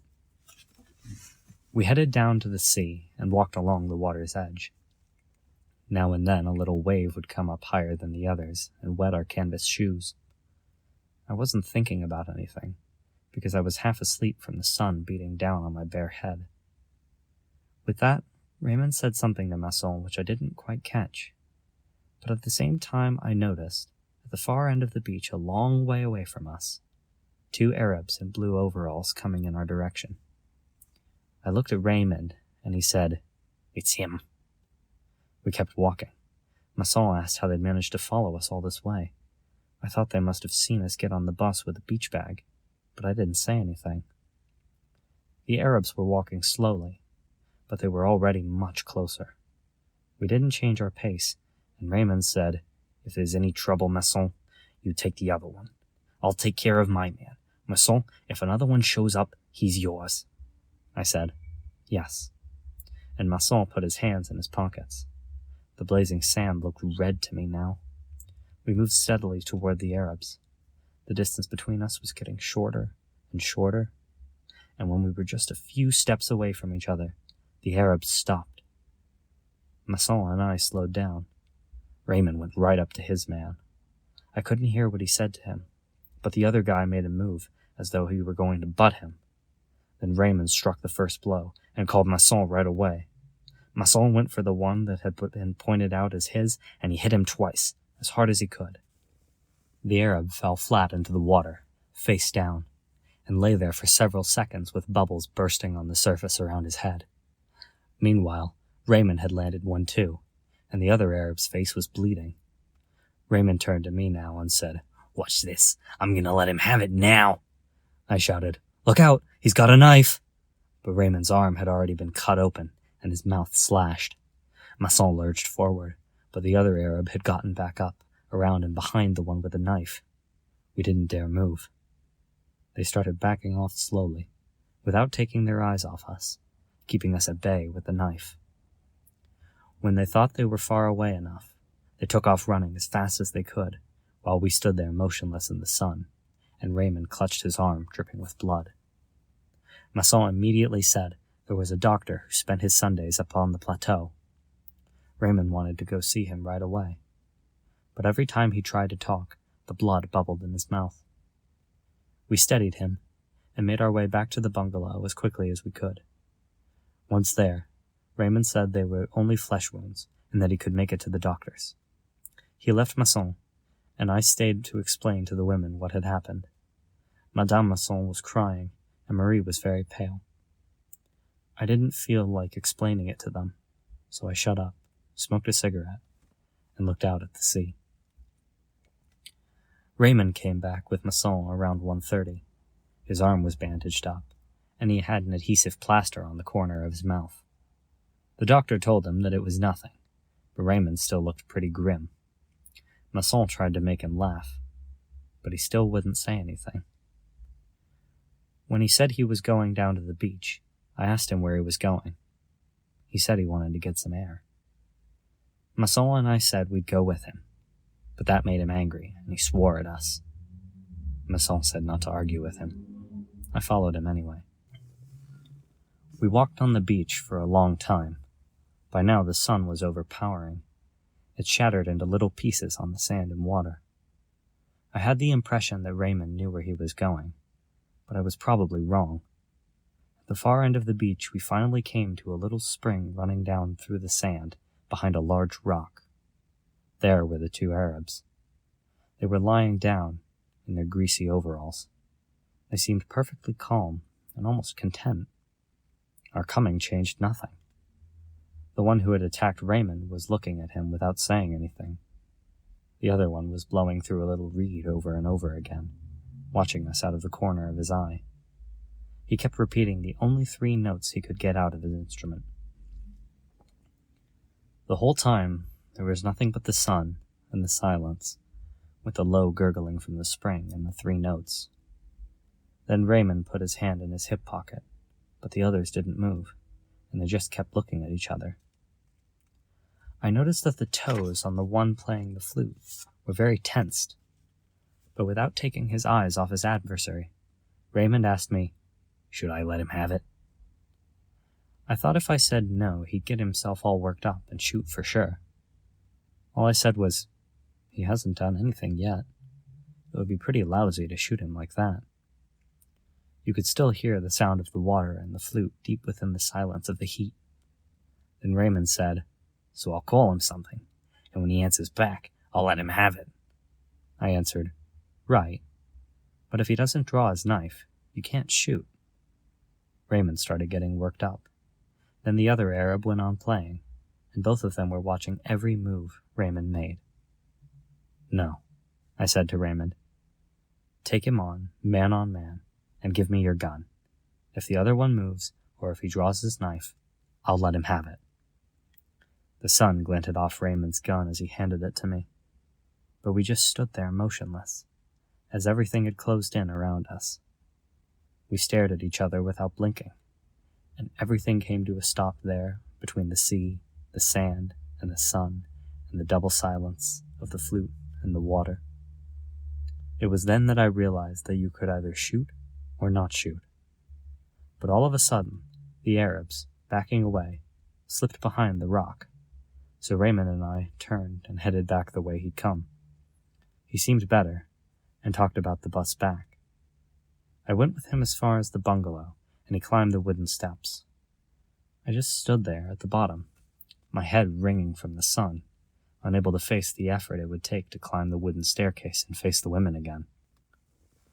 But the heat was so intense that it was just as bad standing still in the blinding stream falling from the sky. To stay or to go, it amounted to the same thing. After a minute, I turned back towards the beach and started walking. There was the same dazzling red glare. The sea gasped for air with each shallow, stifled little wave that broke onto the sand. I was walking slowly toward the rocks, and I could feel my forehead swelling under the sun. All that heat was pressing down on me and making it hard for me to go on. And every time I felt a blast of its hot breath strike my face, I gritted my teeth, clenched my fists in my trouser pocket, and strained every nerve in order to overcome the sun and the thick drunkenness that was spilling over me. With every blade of light that flashed off the sand, from a bleached shell or a piece of broken glass, my jaws tightened. I walked for a long time. From a distance I could see the small, dark mass of the rock, surrounded by a blinding halo of light and a sea spray. I was thinking of the cool spring behind the rock. I wanted to hear the murmur of its water again, to escape the sun and the strain of the women's tears, to find shade and find rest again at last. But as I got closer, I saw that Raymond's man had come back. He was alone. He was lying on his back with his hands behind his head, his forehead in the shade of the rock, the rest of his body in the sun. His blue overalls seemed to be steaming in the heat. I was a little surprised. As far as I was concerned, the whole thing was over, and I'd gone there without even thinking about it. As soon as he saw me, he sat up a little and put his hand in his pocket. Naturally, I gripped Raymond's gun inside my jacket. Then he lay back again, but without taking his hand out of his pocket. I was pretty far away from him, about 10 meters or so, and I could tell he was glancing at me now and then, through half-closed eyes. But most of the time, he was just a form of shimmering before my eyes in the fiery air. The sound of the waves was even lazier, more drawn out than at noon. It was the same sun, the same light still shining on the same sand as before. For 2 hours, the day had stood still. For 2 hours, it had been anchored in a sea of molten lead. On the horizon, A tiny steamer went by, and I made out the black dot from the corner of my eye because I hadn't stopped watching the Arab. It occurred to me that all I had to do was turn around, and that would be the end of it. But the whole beach, the throbbing sun, was pressing on my back. I took a few steps towards the spring. The Arab didn't move. Besides, he was still pretty far away. Maybe it was the shadows on his face, but it looked to me like he was laughing. I waited. The sun was starting to burn my cheeks, and I could feel the drops of sweat gathering in my eyebrows. The sun was the same as it had been on the day I buried Maman, and like then, my forehead was especially hurting me, all of the veins in it throbbing under the skin. It was this burning, which I couldn't stand anymore, that made me move forward. I knew that was stupid, that I wouldn't get the sun off of me by stepping forward. But I took a step, one step, forward. And this time, without getting up, the Arab drew his knife and held it up to me in the sun. The light shot off the steel, and it was like a long, flashing blade cutting at my forehead. At the same instant, the sweat in my eyebrows dripped over my eyelids all at once and covered them in the warm, thick film. My eyes were blinded behind a curtain of tears and salt. All I could feel were the symbols of sunlight crashing on my forehead and, indistinctly, the dazzling spear flying out from the knife in front of me. The scorching blade slashed at my eyelashes and stabbed at my stinging eyes. That's when everything began to reel. The sea carried up a thick, fiery breath. It seemed to me as if the sky split open from one end to the other to rain down fire. My whole being tensed, and I squeezed my hand around the revolver. The trigger gave. I felt the smooth underside of the butt, and there, in that noise, sharp and deafening at the same time, is where it all started. I shook off the sweat and the sun. I knew that I had shattered the harmony of the day, the exceptional silence of a beach where I'd been happy. Then I fired 4 more times at the motionless body where the bullets lodged without leaving a trace. And it was like knocking 4 quick times on the door of unhappiness. Part 2. Chapter 1. Right after my arrest, I was questioned several times, but it was just so they could find out who I was, which didn't take long. The first time, at the police station, nobody seemed very interested in my case. A week later, however, the examining magistrate looked me over with curiosity. But to get things started, he simply asked my name and address, my occupation, and the date and place of my birth. Then he wanted to know if I had hired an attorney. I admitted that I hadn't, and inquired whether it was really necessary to have one. "Why do you ask?" he said. I said I thought my case was pretty simple. He smiled and said, "That's your opinion. But the law is the law. If you don't hire an attorney yourself, the court will appoint one." I thought it was very convenient that the court should take care of those details. I told him so. He agreed with me, and concluded that it was a good law. At first, I didn't take him seriously. I was led into a curtained room. There was a single lamp on his desk, which was shining on a chair where he had me sit, while he remained standing in the shadows. I had read descriptions of scenes like this in books, and it all seemed like a game to me. After our conversation, though, I looked at him and saw a tall, fine-featured man with deep-set blue eyes, a long gray mustache, and lots of thick, almost white hair. He struck me as being very reasonable and, overall, quite pleasant, despite a nervous tic which made his mouth twitch now and again. On my way out, I was even going to shake his hand, but just in time, I remembered that I had killed a man. The next day, a lawyer came to see me in prison. He was short and chubby, quite young, his hair carefully slicked back. Despite the heat, I was in just shirt sleeves. He had on a dark suit, a wing collar, and an odd-looking tie with broad black and white stripes. He put the briefcase he was carrying down on my bed, introduced himself, and said he had gone over my file.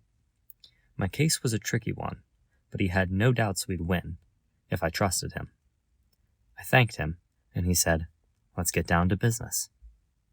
He sat down on the bed and explained to me that there had been some investigations into my private life. It had been learned that my mother had died recently in the home. Inquiries had been made in Marengo. The investigators had learned that I had shown insensitivity on the day of Maman's funeral. You understand, my lawyer said. It's embarrassing for me to have to ask you this, but it's important, and it will be a strong argument for the prosecution if I can't come up with answers. He wanted me to help him. He asked if I felt any sadness that day. The question caught me by surprise, and it seemed that I would have been very embarrassed if I'd had to ask it. Nevertheless, I answered that I had pretty much lost the habit of analyzing myself, and that it was hard for me to tell him what he wanted to know. I probably did love Maman, but that didn't mean anything. At one time or another, all normal people have wished their loved ones were dead. Here the lawyer interrupted me, and he seemed very upset. He made me promise that I wouldn't say that at my hearing, or in front of the examining magistrate. I explained to him, however, that my nature was such that my physical needs often got in the way of my feelings. The day I buried Maman, I was very tired and sleepy, so much so that I wasn't really aware what was going on. What I can say for certain is that I would rather Maman hadn't died, but my lawyer didn't seem satisfied. He said, "That's not enough." He thought for a minute. He asked me if I could say that that day I had held back my natural feelings. I said, "No, because it's not true." He gave me a strange look, as if he found me slightly disgusting. He told me, in almost a snide way, that in any case the director and the staff in the home would be called as witnesses, and that things could get nasty for me. I pointed out to him that none of this had anything to do with my case, but all he said is that it was obvious I had never had any dealings with the law. He left, looking angry. I wished I could have made him stay, to explain that I wanted things between us to be good, not so that he'd defend me better, but, if I can put it this way, good in a natural way. Mostly, I could tell, I feel I made him uncomfortable. He didn't understand me, and he was sort of holding it against me. I felt the urge to reassure him that I was like everybody else, just like everybody else. But really, there wasn't much a point, and I gave up the idea out of laziness. Shortly after that, I was taken before the examining magistrate again. It was 2:00 in the afternoon, and this time the office was filled with sunlight barely softened by a flimsy curtain. It was very hot. He had me sit down and politely informed me that, due to unforeseen circumstances, my lawyer had been unable to come. But I had the right to remain silent and to wait for my lawyer's counsel. I said that I could answer for myself. He pressed a button on the table.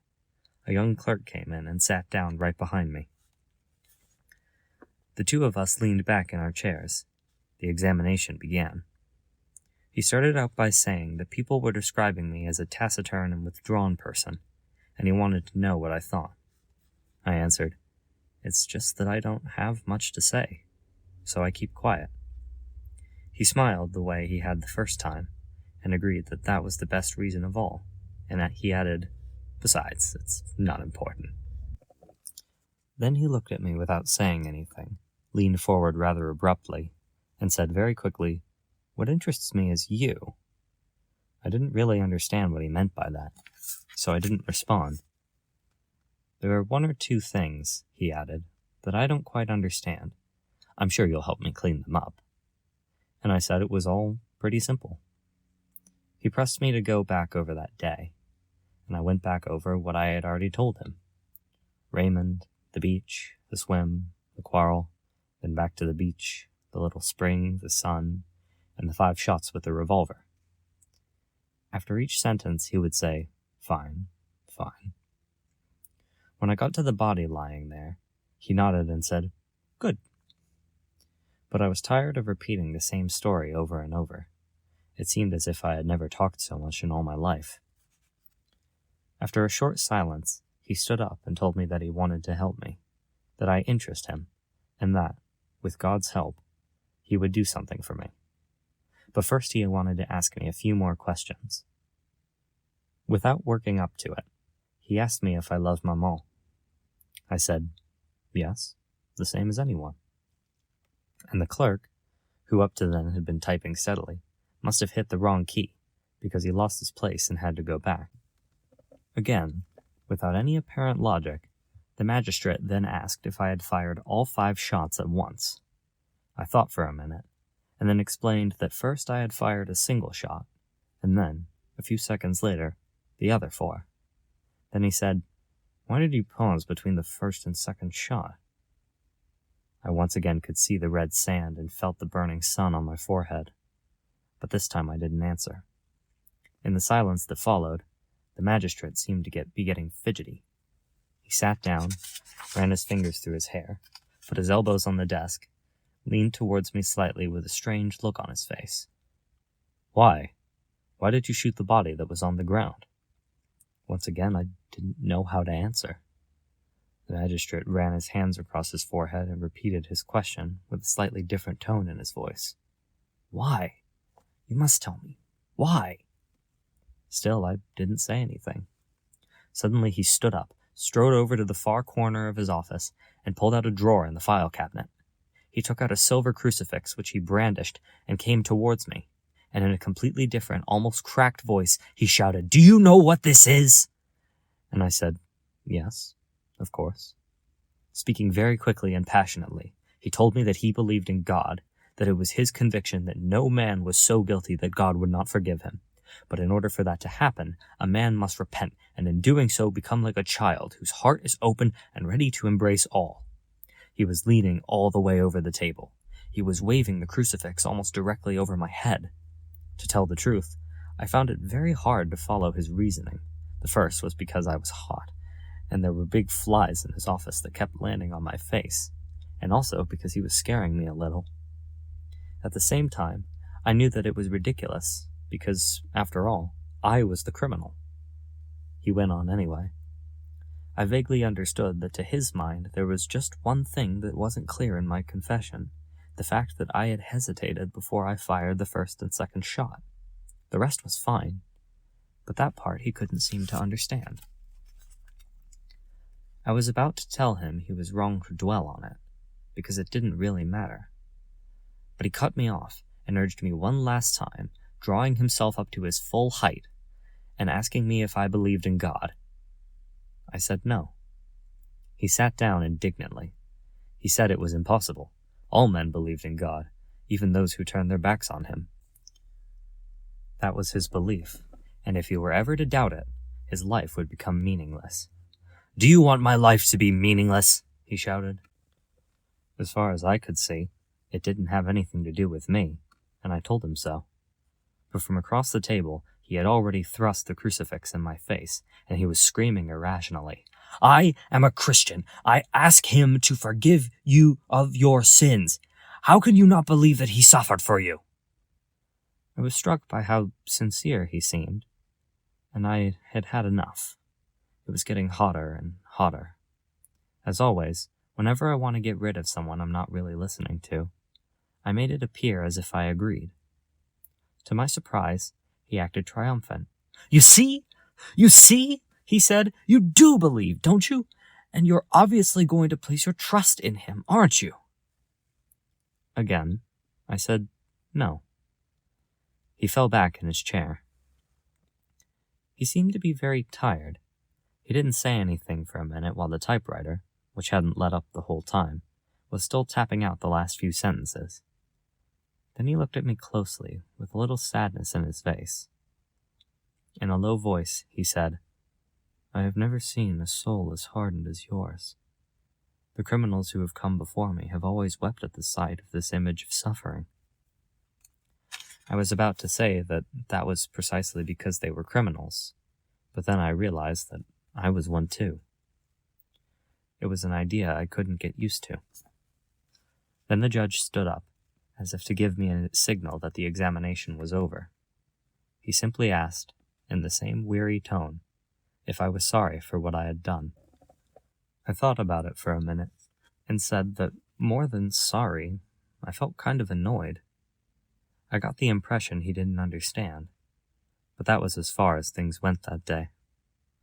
After that, I saw a lot of the magistrate, except that my lawyer was with me each time. But it was just a matter of clarifying certain things in my previous statements, or else the magistrate would discuss the charges with my lawyer. But on those occasions they never really paid much attention to me. Anyway, the tone of the questioning gradually changed. The magistrate seemed to have lost interest in me, and had come to some sort of decision about my case. He didn't talk to me about God anymore, and I never saw him as worked up as he was that first day. The result was that our discussions became more cordial. A few questions, a brief conversation with my lawyer, and then the examinations were over. As the magistrate put it, my case was taking its course. And then sometimes, when the conversation was of a more general nature, I would be included. I started to breathe more freely. No one, in any of these meetings, was rough with me.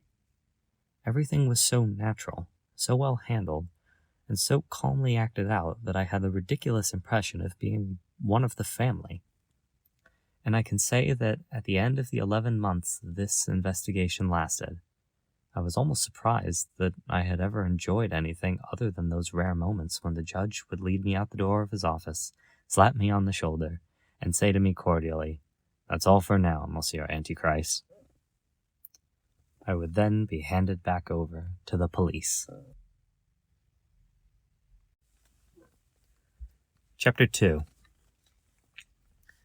There are some things I've never liked talking about. A few days after I entered the prison, I realized that I wouldn't like talking about this part of my life.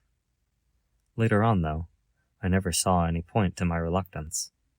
In fact, I wasn't really in prison those first few days. I was sort of waiting for something to happen. It was only after Marie's first and last visit that it all started. From the day I got her letter, she told me she would no longer be allowed to come because she wasn't my wife. From that day on, I felt I was at home in my cell, and that my life was coming to a standstill there.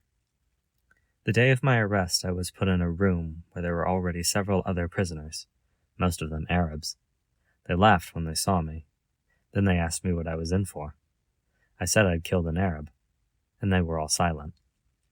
A few minutes later, it got dark. They showed me how to fix the mat I was supposed to sleep on. One end could be rolled up to make a pillow. At night, I felt bugs crawling over my face. A few days later, I was put in a cell by myself, where I slept on wooden boards suspended from a wall. I had a bucket for a toilet, and a tin wash basin. The prison was on the heights above the town, and through a small window I could see the sea. One day, as I was gripping the bars, my face straining towards the light, a guard came in and told me I had a visitor. I thought it must be Marie. It was. To get to the visiting room, I went down a long corridor, then down some stairs, finally another corridor. I walked into a very large room brightened by a huge bay window. The room was divided into 3 sections by 2 large grates that ran the length of the room. Between the 2 grates was a space of 8 to 10 meters, which separated the visitors from the prisoners. I spotted Marie standing at the opposite end of the room, with her striped dress and her sun-tanned face. On my side of the room there were about 10 prisoners, most of them Arabs. Marie was surrounded by Moorish women, and found herself between 2 visitors, a little, thin-lipped old woman dressed in black, and a fat, bare-headed woman who was talking at the top of her voice and making lots of gestures. Because of the distance between the grates, the visitors and the prisoners were forced to speak very loud. When I walked in, the sound of the voices echoing off the room's high, bare walls, and the harsh light pouring in out of the sky of the windows and spilling across the room, brought out a kind of dizziness. My cell was quieter and darker. It took me a few seconds to adjust, but eventually I could see each face clearly, distinctly in the bright light. I noticed there was a guard sitting at the far end of the passage between the 2 grates. Most of the Arab prisoners and their families had squatted down, facing each other. They weren't shouting. Despite the commotion, They were managing to make themselves heard by talking in very low voices. Their subdued murmuring, coming from lower down, formed a kind of bass accompaniment to the conversations crossing over their heads. I took all this in very quickly as I made my way to Marie. Already pressed up against the grate, she was smiling her best smile for me. I thought she looked very beautiful, but I didn't know how to tell her. "Well," she called across to me. "Well, here I am. Are you all right? Do you have everything you want?" "Yes, everything." We stopped talking, and Marie went on smiling. The fat woman yelled at the man next to me, her husband probably, a tall blonde guy with an honest face. It was the continuation of a conversation already underway. "Jean wouldn't take him," she shouted as loudly as she could. "Uh-huh," said the man. "I told her you'd take him back when you got out, but she wouldn't take him." Then it was Marie's turn to shout that Raymond sent his regards, and I said, "Thanks." But my voice was drowned out by the man next to me, who asked, "Is he all right?" His wife laughed and said, "He's never been better." The man on my left, a small young man with delicate hands, wasn't saying anything. I noticed that he was across from the little old lady, and that they were staring intensely at another. I didn't have time to watch them any longer, because Marie shouted to me that I had to have hope. I said, "Yes." I was looking at her as she said it, and I wanted to squeeze her shoulders through the dress. I wanted to feel the thin material, and I didn't know what else I had to hope for other than that. But that was probably what Marie meant, because she was still smiling. All I could see was the sparkle of her teeth and the little folds of her eyes. She shouted again, "You'll get out, and we'll get married." I answered, "You think so?" But that was mainly just to say something. Then, very quickly, and still in a loud voice, she said yes, that I would be acquitted and that we would go swimming again.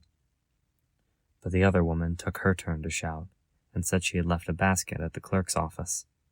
She was listing all the things she had put in it, to make sure they were all there, because it had cost a lot of money. The young man and his mother were still staring at each other. The murmuring of the Arabs continued below us.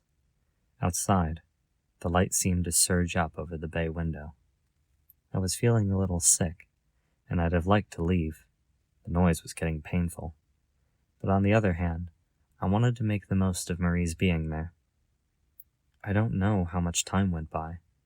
Marie told me about her job, and she never stopped smiling. The murmuring, the shouting, the conversations crossing back and forth. The only oasis of silence was next to me, where the small young man and the old woman were gazing at each other. One by one, the Arabs were taken away. Almost everyone stopped talking as soon as the first one left. The little old woman moved closer to the bars, and at the same moment, the guard motioned to her son. He said, "Goodbye, maman." And she reached out from the two bars to give out in a long, slow little wave. She left as another man came in, hat in hand, and took her place. Another prisoner was brought in, and they talked excitedly, but softly, because the room had once again grown quiet.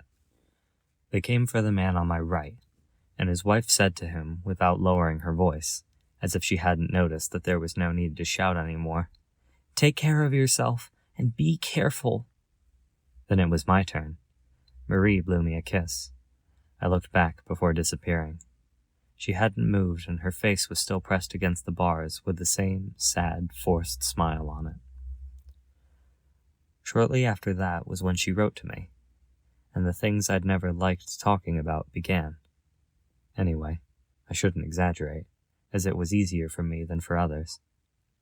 When I was first imprisoned, the hardest thing was that my thoughts were still those of a free man.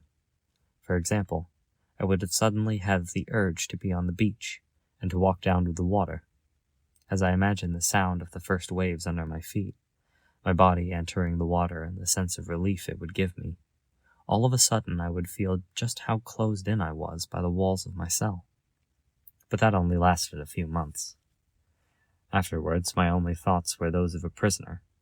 I waited for the daily walk, which I took in the courtyard, or for a visit from my lawyer. The rest of the time I managed pretty well. At the time, I often thought that if I had to live in the trunk of a dead tree, with nothing to do but look up at the sky flowering overhead, little by little, I would have gotten used to it. I would have waited for birds to fly or for the clouds to mingle, just as here I waited to see my lawyer's ties, and just in another world, I used to wait patiently until Saturday to hold Marie's body in my arms. Now, as I think back on it, it wasn't a hollow tree trunk. There were others worse off than me. Anyway, it was one of Maman's ideas, and she repeated it often, that after a while you could get used to anything. Besides, I usually didn't take things so far. The first months were hard. But in fact, the effort I had to make helped pass the time. For example, I was tormented by my desire for a woman. It was only natural. I was young. I never thought specifically of Marie, but I thought so much about woman, about a woman, about all the ones which I had known, about all the circumstances in which I had enjoyed them, that my cell would be filled by their faces and crowded by my desires. In one sense, it threw me off balance, but in another, it killed time. I had ended up making friends with the head guard, who used to make the rounds with the kitchen hands at mealtime. He's the one who first talked to me about women. He told me it was the first thing others complained about.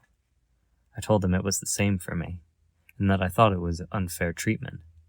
But, he said, that's exactly why you're in prison. What do you mean, why? Well, yes, freedom. That's why. They've taken away your freedom. I never thought about it like that.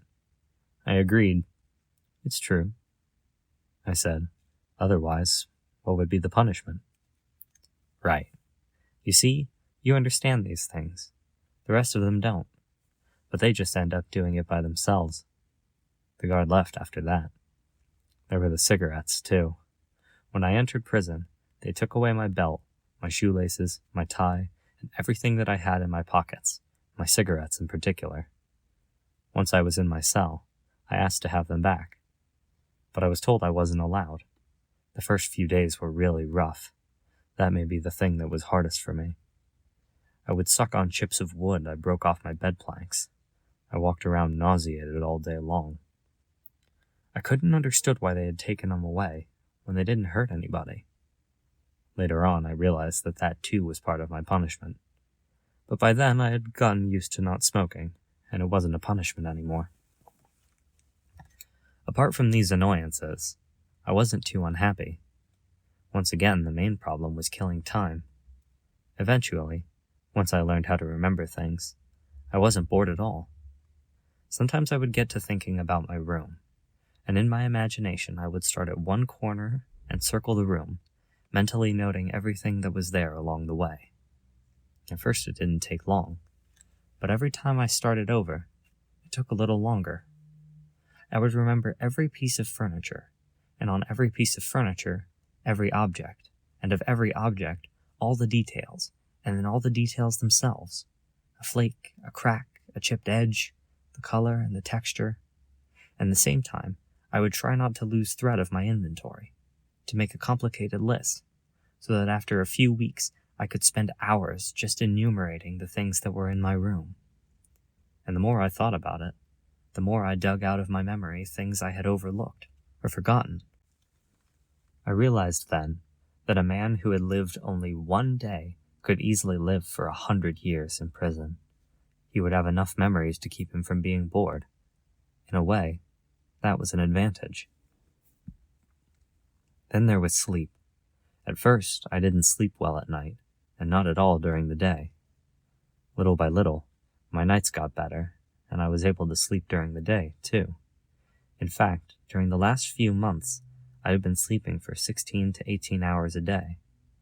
That would leave me 6 hours to kill with meals, nature's call, and my memories, and the story about the Czechoslovakian. Between the straw mattress and the bed planks, I had actually found an old scrap of newspaper, yellow and transparent, half stuck to the canvas. On it was a news story, the first part of which was missing, but which must have taken place in Czechoslovakia. A man had left a Czech village to seek his fortune. 25 years later, now rich, he had returned with a wife and a child. His mother was running a hotel with his sister in the village where he'd been born. In order to surprise them, he had left his wife and child at another hotel and gone to see his mother, who didn't recognize him when he'd gone in. As a joke, he'd had the idea of taking a room. He had shown off his money. During the night, his mother and sister had beaten him to death with a hammer in order to rob him and throw his body down the river. The next morning, the wife had come to the hotel and, without knowing it, gave away the traveler's identity. The mother hanged herself, and the sister threw herself down a well. I must have read that story 1,000 times. On the one hand, it wasn't very likely. On the other, it was perfectly natural. Anyway, I thought that the traveler pretty much deserved what he got, and that you should never play games. So, with all the sleep, my memories, reading my crime story, the alternation of light and darkness, time passed. Of course, I had read that eventually you wind up losing track of time in prison, but it hadn't meant much to me when I'd read it. I hadn't understood how days could be both long and short at the same time. Long to live through, maybe, but so drawn out that they ended up flowing into one another. They lost their names. Only the words yesterday and tomorrow still had any meaning for me. One day, when the guard told me that I'd been in for 5 months, I believed it, but I didn't understand it. For me, it was one and the same unending day that was unfolding in my cell, and the same thing that I was trying to do. That day, after the guard had left, I looked at myself in my tin plate. My reflection seemed to remain serious, even though I was trying to smile at it. I moved the plate around in front of me. I smiled, and it still had the same sad, stern expression. It was near about the end of the day, the time of the day I don't like talking about, that nameless hour when the sounds of evening would rise up from every floor of the prison in a cortege of silence. I moved closer to the window, and in the last light of day, I gazed at my reflection one more time. It was still serious. And what was surprising about that, since at that moment, I was too. But at the same time, and for the first time in a few months, I distinctly heard the sound of my own voice. I recognized it as the same one that had been ringing in my ears for so many long days, and I realized that all the time I had been talking to myself. Then I remembered what the nurse at Maman's funeral had said. No, there was no way out, and no one can imagine what nights in prison are like. Chapter 3. But I can honestly say that the time from the summer to summer went very quickly. And I knew that as soon as the weather turned hot, that something new was in store for me. My case was set down for the last session at the Court of Assizes, and that session was due to end sometime in June. The trial opened with the sun glaring outside. My lawyer had assured me that it wouldn't last more than 1 or 2 days. Besides, he had added, the court will be pressed for time. Yours isn't the most important case of the session. Right after you, there's a parricide coming up. They came for me at 7:30 in the morning, and I was driven to the courthouse in the prison van. The 2 policemen took me into a small room that smelled of darkness. We waited, seated near a door through which we could hear voices, shouts, chairs being dragged across the floor, and a lot of commotion which made me think of those neighborhood fêtes when the hall was cleared for dancing after the concert. The policeman told me that we had to wait for the judges, and one of them offered me a cigarette, which I turned down. Shortly that, he asked me if I had the jitters. I said no, and that, in a way, I was even interested in seeing a trial. I'd never had the chance before. Yeah, said the other policeman, but it gets a little boring after a while. A short time later, a small bell rang in the room. Then they took my handcuffs off. They opened the door and led me into the dock. The room was packed. Despite the blinds, the sun filtered in places, and the air was already stifling. They hadn't opened the windows. I sat down with the policemen standing on either side of me. It was then that I noticed a row of faces in front of me. They were all looking at me. I realized that they were the jury, but I can't say I could distinguish one from another. It was just one impression. I was sitting across from a row of seats on a streetcar, and all these anonymous passengers were looking over the new arrival to see if they could find something funny about them. I knew it was a silly idea, since it wasn't anything funny, and that they were after but a crime. There isn't much difference, though. In any case, that was the idea that came to me. I was feeling a little dizzy, too, with all those people in that stuffy room. I looked around the courtroom again, but I couldn't make out a single face. I think that at first I hadn't realized that all those people were crowding in to see me. Usually people didn't pay much attention to me. It took some doing on my part to understand that I was the cause of all the excitement. I said to the policeman, "Some crowd." He told me that it was because of the press, and he pointed to a group of men at a table just below the jury box. He said, "That's them." I asked, "Who?" And he repeated, "The press." He knew one of the reporters, who just then spotted him, and was making his way towards us. He was an older, friendly gentleman, with a twisted little grin on his face. He gave the policeman a warm handshake. I noticed then that everyone was waving and exchanging greetings and talking, as if they were in a club where people are glad to find themselves amongst others from the same world. That is how I explained to myself the strange impression I'd had of being the odd man out, some kind of intruder. Yet the reporter turned and spoke to me with a smile. He told me that he hoped everything would go well for me. I thanked him, and he added, "You know, we've blown up your case a little. Summer is slow season for the news, and your story and the parricide were the only ones worth bothering about." Then he pointed in the direction of a group he had just left, and a little man who looked like a fattened-up weasel. He told me that the man was a special correspondent for a Paris paper. Actually, he didn't come because of you, but since they assigned him to cover the parricide trial, they asked him to send a dispatch about your case at the same time. And again, I almost thanked him. But I thought that would be ridiculous. He waved cordially, shyly, and left us. We waited a few more minutes. My lawyer arrived, in his gown, surrounded by lots of colleagues. He walked over to the reporters and shook some hands. They joked and laughed and looked completely at ease, until the moment when the bell in the court rang. Everyone went back to his place. My lawyer walked over to me, shook my hand, and advised me to respond briefly to the questions that would be put to me, not to volunteer anything, and to leave the rest to him. To my left, I heard the sound of a chair being pulled out, and I saw a tall, thin man, dressed in red and wearing a pince-nez, who was carefully folding his robe as he sat down. That was the prosecutor. A bailiff said, "All rise." At the same time, 2 large fans started to whir. 3 judges, 2 in black and a 3rd in red, entered with files in hand and walked briskly to the rostrum which dominated the room. The man in the red gown sat in the chair in the middle, set his cap down in front of him, and wiped his little bald head with a handkerchief, and announced that the court was now in session. The reporters already had pens in their hands. They all had the same indifferent and somewhat snide look on their faces. One of them, however, much younger than the others, wearing gray flannels and a blue tie, had left his pen lying in front of him, and was looking at me. All I could see in his slightly lopsided face were 2 very bright eyes, which were examining me closely, without betraying any definable emotion.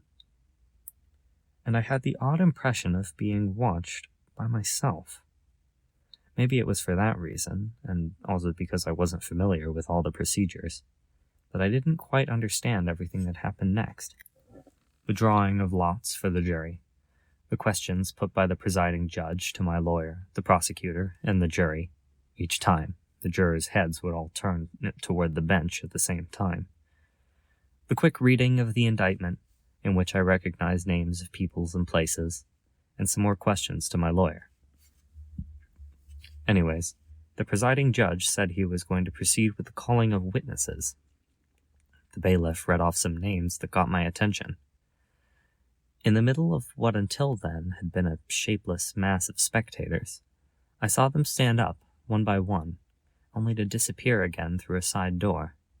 The director and caretaker from the home, old Thomas Perez, Raymond, Masson, Salamano, and Marie.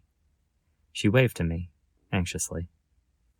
I was still feeling surprised that I hadn't seen them before, when Celeste, the last to be called, stood up. I recognized him next to the little woman from the restaurant, with her jacket and stiff but determined manner. She was staring right at me. But I didn't have time to think about it, because the presiding judge started speaking. He said that the formal proceedings were about to begin, and that he didn't think he needed to remind the public to remain silent. According to him, he was there to conduct in an impartial manner the proceedings of the case, which he would consider objectively. The verdict would be returned by the jury, and would be taken in the spirit of justice, and, in any event, he would have the courtroom cleared at the slightest disturbance. It was getting hotter, and I could see the people in the courtroom fanning themselves with newspapers, which made a continuous low, rustling sound. The presiding judge gave a signal, and the bailiff brought over 3 fans made of woven straw, which the 3 judges began waving immediately. My examination began right away. The presiding judge questioned me, calmly and even, it seemed to me, without a hint of cordiality. Once again, he asked me to state my name, age, the date and place of my birth, although it irritated me. I realized it was only natural, because it would be a very serious thing to try the wrong man. Then he reread the narrative of what I'd done, turning to me every few sentences to ask, "Is that correct?" And each time I answered, "Yes, Your Honor," as my lawyer had instructed me to do. It took a long time because the judge went into minute detail in his narrative. The reporters were writing the whole time. I was conscious of being watched by the youngest of them and by the little robot woman. Everyone on the row of the streetcar seats turned directly towards the judge, who coughed, leafed through his file, and turned towards me, fanning himself. He told me that he now had to turn to some questions that might seem irrelevant to my case, but might in fact have significant bearing on it. I knew right away he was going to talk about Maman again, and at the same time, I could feel how much that irritated me. He asked me why I had put Maman in the home. I answered that it was because I didn't have any money to have her looked after and cared for. He asked me if it had been hard on me, and I answered that Maman and I didn't expect anything from each other anymore, or anyone else either, and that we had both gotten used to our new lives. The judge then said that he didn't want to dwell on this point, and he asked if the prosecutor had any further questions. The prosecutor had his back half turned to me, and without looking at me, he stated that, with the court's permission, he would like to know whether or not I'd gone back to the spring by myself, intending to kill the Arab. "No," I said. "Well then, why was I armed, and why did I return precisely to that spot?" I said it just happened that way. And the prosecutor noted in a nasty voice, "That'll be all for now." After that, things got a little confused, at least for me, but after some conferring, the judge announced that the hearing was adjourned until the afternoon, at which time the witnesses would be heard. I didn't even have time to think. I was taken out, put in the van, driven to the prison, where I had something to eat. After a very short time, just long enough for me to realize I was tired, they came back for me, and the whole thing started again. And I found myself in the same courtroom, in front of the same faces, only it was much hotter. And as if by some miracle, every member of the jury, the prosecutor, my lawyer, and some of the reporters too, had been provided with little straw fans. The young reporter and the little robot woman were still sitting there. They weren't fanning themselves, but they were watching me without saying a word. I wiped away the sweat covering my face, and I had barely become aware of where I was and what I was doing when I heard the director of the home being called. He asked whether Maman ever complained about me, and he said yes, but that some of it was just a way all the residents had of complaining about their relatives. The judge had him clarify whether she used to reproach me for having put her in the home, and the director again said yes, but this time he didn't add anything else to it. To another question, he replied that he had been surprised by my calm on the day of the funeral. He was asked what he meant by calm. The director looked down at the tips of his shoes and said that I hadn't wanted to see Maman, that I hadn't cried once, and that I had left right after the funeral without paying my last respects at her grave. And one other thing had surprised him. One of the men who had worked for the undertaker had told him I didn't know how old Maman was. There was a brief silence, and the judge asked him if he was sure I was the man he had just been speaking of. The director didn't understand the question, so the judge told him, "It's a formality." Then he asked the prosecutor if he had any questions to put to the witness, and the prosecutor exclaimed, "Oh no, that is quite sufficient," with a glee and with such a triumphant look in my direction that for the first time in years I had this stupid urge to cry, because I could feel how much all of these people hated me. After asking the jury and my lawyer if they had any questions, the judge called the caretaker. The same ritual was repeated for him as with all the others. As he took the stand, the caretaker glanced at me and then looked away. He answered the questions put to him. He said that I hadn't wanted to see Maman, that I had smoked and slept some, and that I had had coffee. It was then that I felt a stirring go through the room, and for the first time, I realized that I was guilty. The caretaker was asked to repeat the part about the coffee and the cigarette. The prosecutor looked at me with an ironic gleam in his eye. At that point, my lawyer had asked the caretaker if it wasn't true that he had smoked a cigarette with me. But the prosecutor objected vehemently to this question. Who is on trial here, and what kind of tactics are these? Trying to taint the witness for the prosecution in an effort to detract from the testimony that remains nonetheless overwhelming. In spite of all of that, the judge directed the caretaker to answer the question. The old man looked embarrassed and said, "I know I was wrong to do it, but I couldn't refuse the cigarette when Monsieur offered it to me." Lastly, I was asked if I had anything to add. "Nothing," I said, "except that the witness is right. It's true, I did offer him a cigarette." The caretaker looked at me in a surprised and somewhat grateful look. He hesitated, and then said that he was the one who offered me the coffee. My lawyer was exultant, and stated loudly that the jury would take note of the fact. But the prosecutor shouted over our heads and said, "Indeed, gentlemen of the jury, will take note of the fact, and they will conclude that a stranger may offer a cup of coffee, but beside the body of the one who brought him into the world, a son should have refused it." The caretaker went back to his bench. When Thomas Perez's turn came, the bailiff had to hold him up and help him to get into the witness stand. Perez said it was really my mother he had known, and that he had seen me only once, on the day of the funeral. He was asked how I had acted that day, and he responded, "You understand, I was too sad. I didn't see anything." My sadness made it impossible to see anything, because for me it was a very great sadness. I even fainted, so I wasn't able to see the monsieur. The prosecutor asked him if he had at least seen me cry. Perez answered no. The prosecutor, in turn, said, "The gentlemen of the jury will take note." But my lawyer got angry. He asked Perez, in what seemed to be an exaggerated tone of voice, if he had seen me not cry. Perez said, "No." The spectators laughed, and my lawyer, rolling up one of his sleeves, said with finality, "Here we have a perfect reflection of this entire trial. Everything is true and nothing is true." The prosecutor had a blank expression on his face, and with a pencil he was poking holes in the title page of his case file. After a 5-minute recess, during which my lawyer told me that everything was working out for the best, we heard the testimony of Celeste, who was called by the defense. The defense meant me. Every now and then, Celeste would glance over in my direction and rotate his Panama hat in his hands. He was wearing the new suit he used to put on to go to me with the races sometimes on Sundays.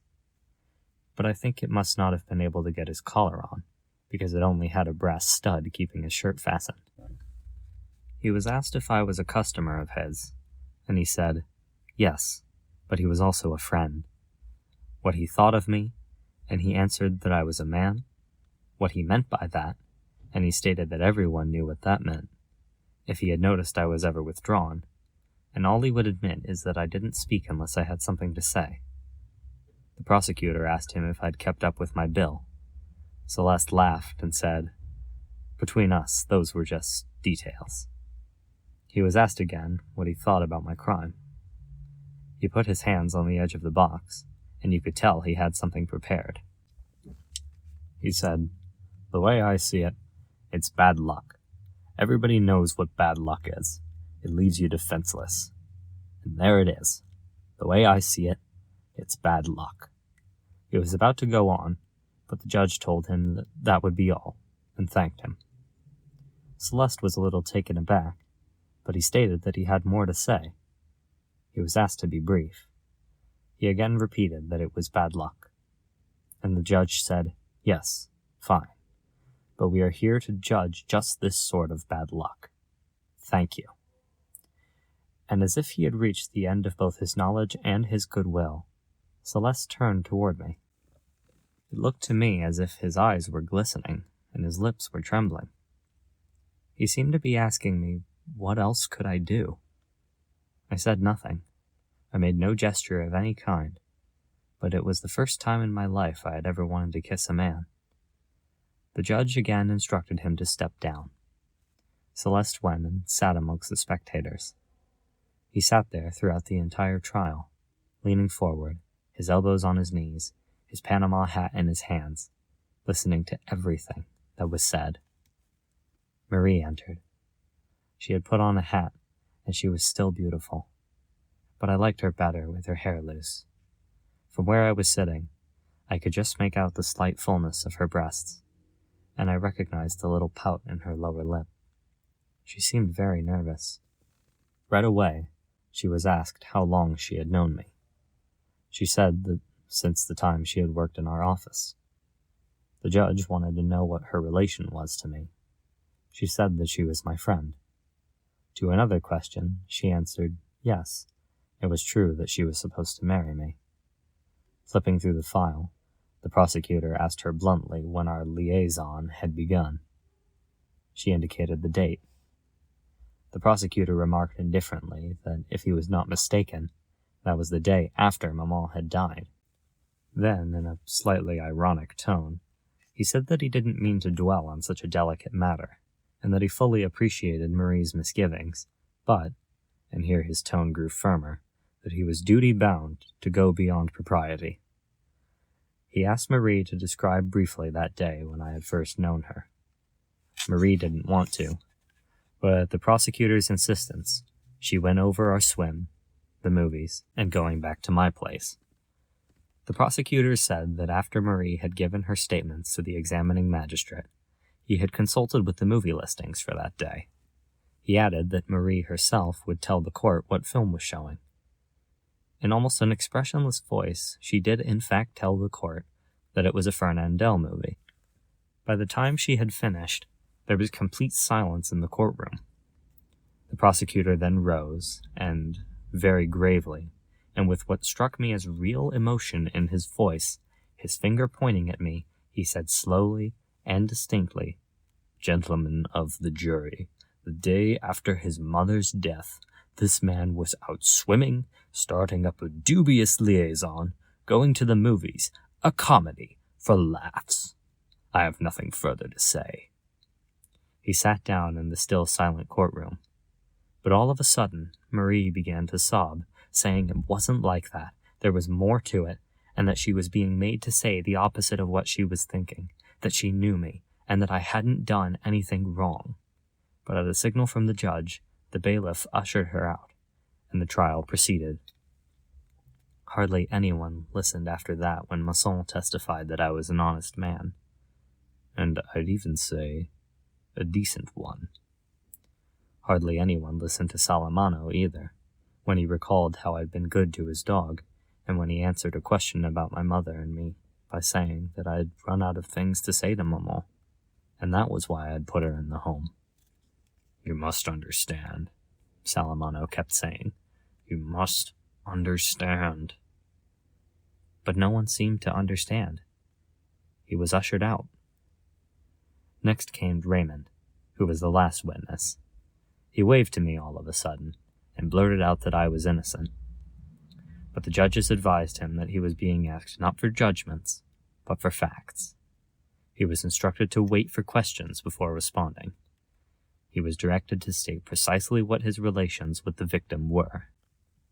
Raymond took the opportunity to say that he was the one the victim had hated ever since he had hit the guy's sister. Nevertheless, the judge asked him whether the victim hadn't also had reason to hate me. Raymond said that my being at the beach was just chance. The prosecutor asked him how it was that the letter that set the whole drama in motion had been written by me. Raymond responded that it was just chance. The prosecutor retorted that chance had already had a lot of misdeeds on its conscience in this case. He wanted to know if it was just by chance that I hadn't intervened when Raymond had beaten up his girlfriend, just by chance that I had acted as a witness in a police station, and again just by chance that my statements on that occasion had been proved to be so convenient. Finishing up, he asked Raymond how he made his living, and when Raymond replied with the usual warehouse god, the prosecutor informed the jury that it was common knowledge that the witness practiced the profession of a procurer, that I was his friend and his accomplice. They had before them the basest of crimes made worse than sordid by the fact that they were dealing with a monster, a man without morals. Raymond wanted to defend himself, and my lawyer objected, but they were instructed that they must let the prosecutor finish. "I have little to add," the prosecutor said. "Was he your friend?" he asked Raymond. "Yeah," said Raymond. "We were pals." The prosecutor put the same question to me, and I looked at Raymond, who returned my gaze. I answered, "Yes." The prosecutor then turned to the jury and declared, "The same man who a day after his mother died was indulging in the most shameful debauchery killed a man for the most trivial reasons, and did so in order to settle an affair of unspeakable vice." He then sat down, but my lawyer had lost most of his patience, and, raising his hands so high that his sleeves fell, revealing the creases of a starched shirt, he shouted, "Come now, is my client on trial for burying his mother or killing a man?" Some spectators laughed. The prosecutor rose to his feet again, adjusted his robe, and declared that only someone with the naivete of his esteemed colleague could fail to appreciate that between two sets of facts there existed a profound, fundamental, and tragic relationship. "Indeed," he loudly exclaimed, "I accuse this man of burying his mother with crime in his heart." This pronouncement seemed to have a strong effect on the people in the courtroom. My lawyer shrugged his shoulders and wiped the sweat from his brow. But he looked shaken himself, and I realized that things weren't going well for me. The trial was adjourned. As I was leaving the courthouse on my way back to the van, I recognized for a brief moment the smell and color of the summer evening. In the darkness of my mobile prison, I could make out, one by one, as if from the depths of my exhaustion, all the familiar sounds of a town I loved, of a certain type of day when I used to feel happy. The cries of the newspaper vendors already languid in the air, the last few birds in the square, the shouts of the sandwich sellers, the screech of streetcars turning sharply through the upper town, and that hum in the sky before the night engulfs the port. All of this mapped out for me by a route I knew so well before going to prison, which I now traveled blind. Yes, it was the hour when, a long time ago, I was perfectly content. What awaited me back then was always a night of easy, dreamless sleep. And yet, something had changed, since it was back to my cell that I went to wait for the next day. As if familiar paths traced in summer skies could lead as easily to prison as to the sleep of the innocent. Chapter 4. Even in the prisoner's dock, it's always interesting to hear people talk about you. And during the summations by the prosecutor and my lawyer, there was a lot said about me, maybe more about me than my crime. But were their two speeches so different after all? My lawyer raised his arms and pleaded guilty, but with an explanation. The prosecutor raised his hands and proclaimed my guilt, but without an explanation. One thing bothered me a little, though. Despite everything that was on my mind, I felt like intervening every now and again. But my lawyer kept telling me, "Just keep quiet. It won't do your case any good." In a way, they seemed to be arguing about the case as though it had nothing to do with me. Everything was happening without my participation. My fate was being decided without anyone so much as asking my opinion. There were times when I felt like breaking in on all of them and saying, "Wait a minute, who's the accused here? Being the accused counts for something, and I have something to say." But on second thought, I didn't have anything to say. Besides, I have to admit whatever interest you can get people to take in you doesn't last for very long. For example, I got bored very quickly with the prosecutor's speech. Only bits and pieces, a gesture or a long but isolated tirade, caught my attention or aroused my interest. The gist of what he was saying, if I understood correctly, was that my crime was premeditated, or at least that's what he was trying to show. And he himself said, "I will prove it to you, gentlemen. I will prove to you it in two ways. First, in the blinding clarity of the facts, and second, in the dim light cast by the mind of this criminal soul." He reminded the court of my insensitivity, of my ignorance when asked Maman's age, of my swim the next day with a woman, of a Fernandel movie, and my taking Marie home with me. It took me a few minutes to understand the last part, because he kept saying, "his mistress." And to me, she was Marie. Then he came to the business with Raymond. I thought his way of viewing the events had a certain consistency. What he was saying was plausible. I had agreed with Raymond to write down a letter in order to lure out his mistress and submit her to mistreatment by a man of doubtful morality. I had provoked Raymond's adversaries on the beach. Raymond had gotten wounded. I had asked him to give me his gun. I had gone back alone, intending to use it. I had shot the Arab as I had planned. I had waited. I had to make sure the job was done right. I fired 4 more shots, calmly, point blank, thoughtfully, as it were.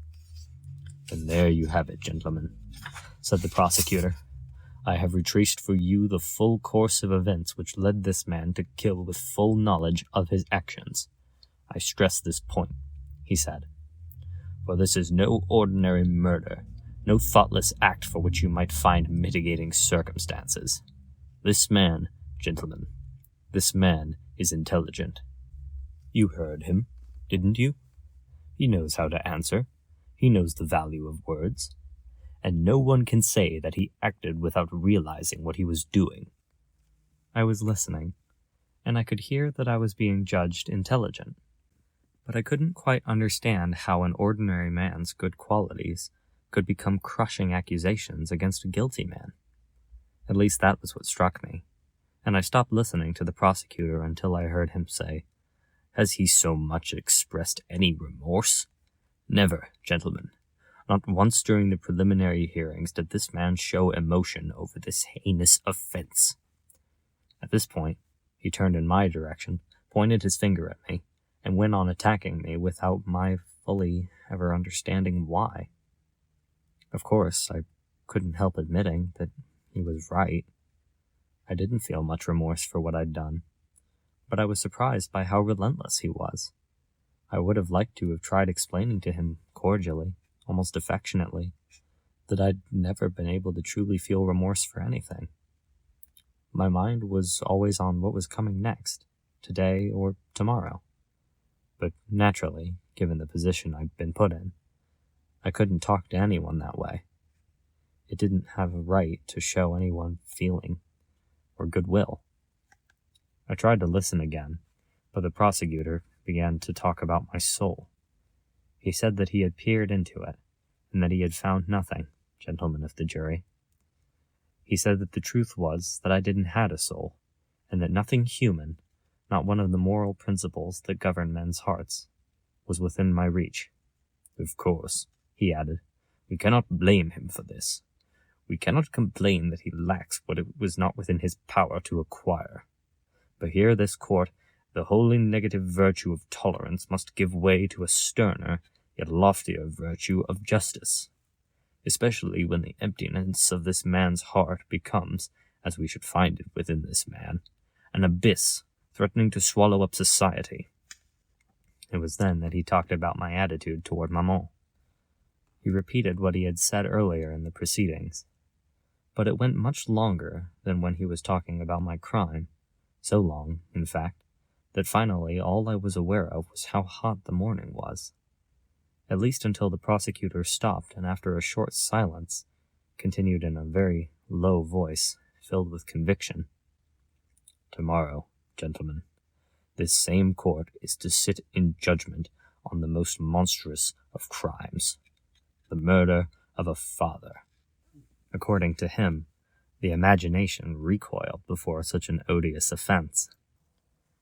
He went so far as to hope that human justice would mete out punishment unflinchingly. But he wasn't afraid to say it.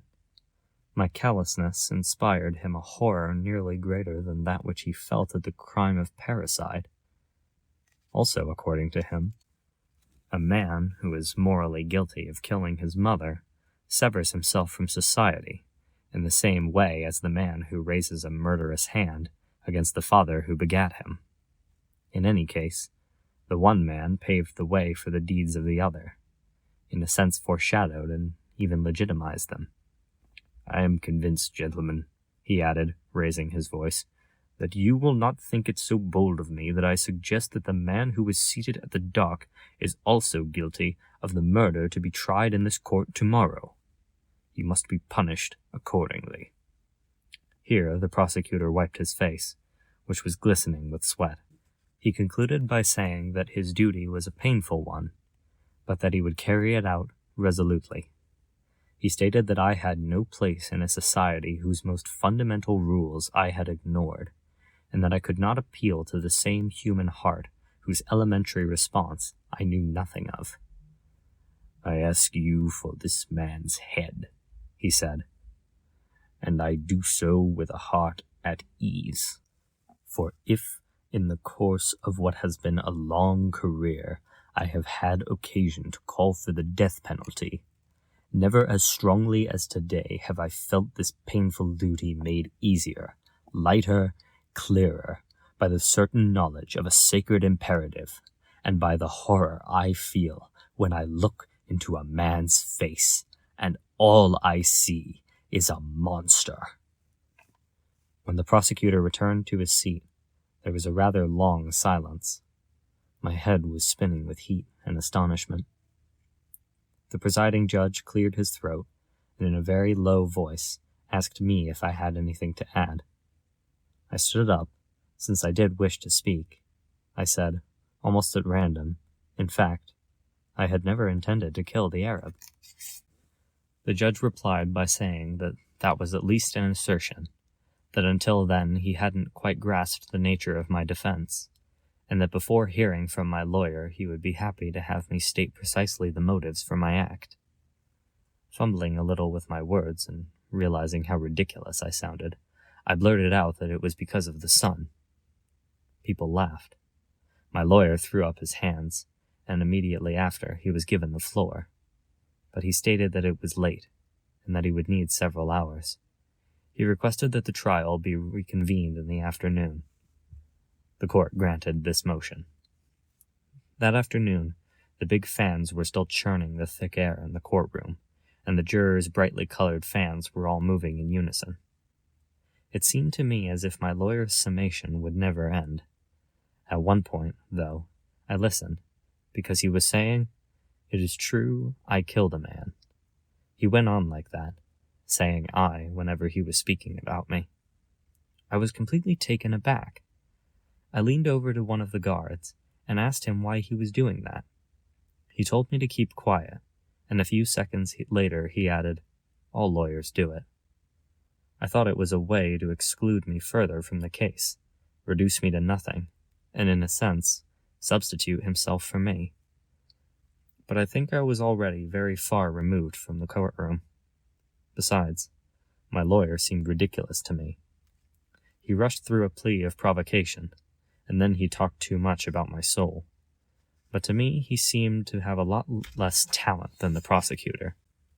"I, too," he said, "have peered into this man's soul, but unlike the esteemed representative of the government prosecutor's office, I did see something there, and I can assure you that I read it like an open book." What he read was that I was an honest man, a steadily employed, tireless worker, loyal to the firm that employed him, well-liked, sympathetic to the misfortune of others. To him, I was a model son who had supported his mother as long as he could. In the end, I had hoped that a home for the aged would give the old woman the comfort that my limited means I could not provide for her. "Gentlemen," he added, "I am amazed that much has been made of this home. For after all, if it were necessary to prove the usefulness and importance of such institutions, all one would have to say is that this is the state itself which subsidizes them." The only thing is, he didn't say anything about the funeral, and I thought that it was a glaring omission from his summation. But all the long speeches, all the interminable days and hours the people had spent talking about my soul, had left me with the impression of a colorless, swirling river, and that was making me dizzy. In the end, all I remember is that while my lawyer went on talking, I could hear through the expanse of the chambers in the courtrooms an ice cream vendor blowing his tin trumpet out in the street. I was assailed by the memories of a life that weren't mine anymore, but in one which I had found the simplest and most lasting joys. The smells of summer, the parts of town I loved, a certain evening sky, Marie's dresses, and the way she laughed. The utter pointlessness of whatever I was doing here seized me by the throat, and all I wanted was to get it over with and go back to my cell to sleep. I barely even heard when my lawyer, wrapping up, exclaimed that the jury surely would not send an honest, hard-working man to his death because he had lost control of himself for one moment, and then he asked them to find any extenuating circumstances for a crime of which I was already suffering the most agonizing of punishments: eternal remorse. Court was adjourned, and my lawyer sat back down.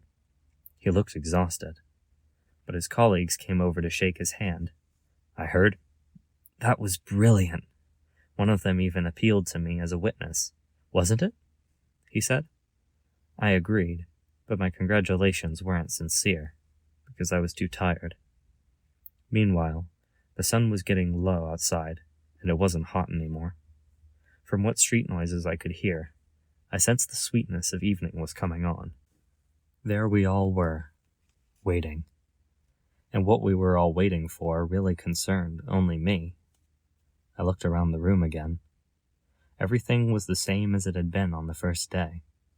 My eyes met those of the little robot woman and the reporter in the gray jacket. That reminded me that I hadn't tried to catch Marie's eye once during the entire trial. I hadn't forgotten about her. I just had too much to do. I saw her sitting between Celeste and Raymond. She made a little gesture as if to say, "At last." There was a worried little smile on her face, but my heart felt nothing, and I couldn't even return her smile. The judges came back in. Very quickly, a series of questions were read to the jury. I heard, guilty of murder, premeditated, extenuating circumstances. The jurors filed out, and I was taken to the little room where I had waited before. My lawyer joined me. He was very talkative, and spoke to me more confidently and cordially than he ever had before. He thought that everything would go well, and that I would get off with a few years in prison, or at hard labor. I asked him whether he thought there was any chance of overturning the verdict, if it was unfavorable. He said no. His tactic had been not to file any motions, so as not to antagonize the jury. He explained to me that verdicts weren't set aside just like that, for nothing.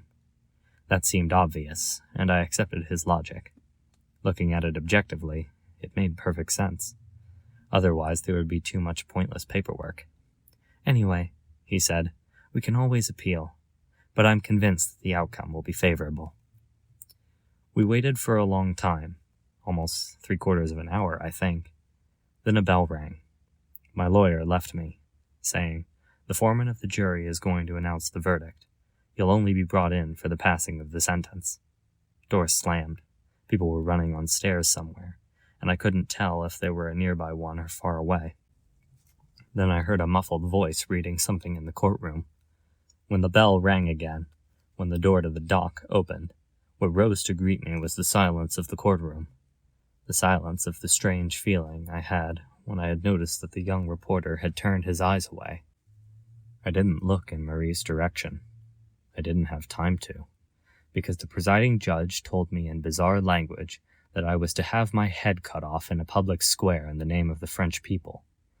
Then it seemed to me that I suddenly knew what was on everybody's face. It was a look of consideration, I'm sure. The policemen were very gentle with me. The lawyer put his hand on my wrist. I wasn't thinking about anything anymore. But the presiding judge asked me if I had anything to say. I thought about it. I said, no. That's when they took me away. Chapter 5. For the third time, I'd refused to see the chaplain. I don't have anything to say to him. I don't feel like talking, and I'll be seeing him soon enough as it is. All I care about right now is escaping the machinery of justice, seeing if there's any way out of the inevitable. They've put me in a different cell. From this one, when I'm stretched out on my bunk, I see the sky, and that's all I see. I spend my days watching how the dwindling of color turns day into night. Lying here, I put my hands behind my head and wait. I can't count the times I've wondered if there have been any instances of condemned men escaping the relentless machinery, disappearing before the execution or breaking through the police cordon. Then I blame myself for not having paid enough attention to accounts of executions. A man should always take an interest in those things. You never know what might happen. I just read stories in the papers like everybody else. But there must have been books devoted to the subject that I'd never been curious enough to look for. Maybe I would have found some accounts of escapes in them. I might have discovered that, in at least one instance, the wheel had stopped, that in spite of all the unrelenting calculation, chance and luck had, at least once, changed something. Just once! In a way, I think that would have been enough. My heart would have taken over from there. The papers were always talking about the debt owed to society. According to them, it all had to be paid. But that doesn't speak to the imagination. What really counted was the possibility of escape, a leap to freedom, out of the implacable ritual, a wild run for it that would give whatever chance for hope there was. Of course, hope meant being cut down on some street corner as you ran like mad by a random bullet.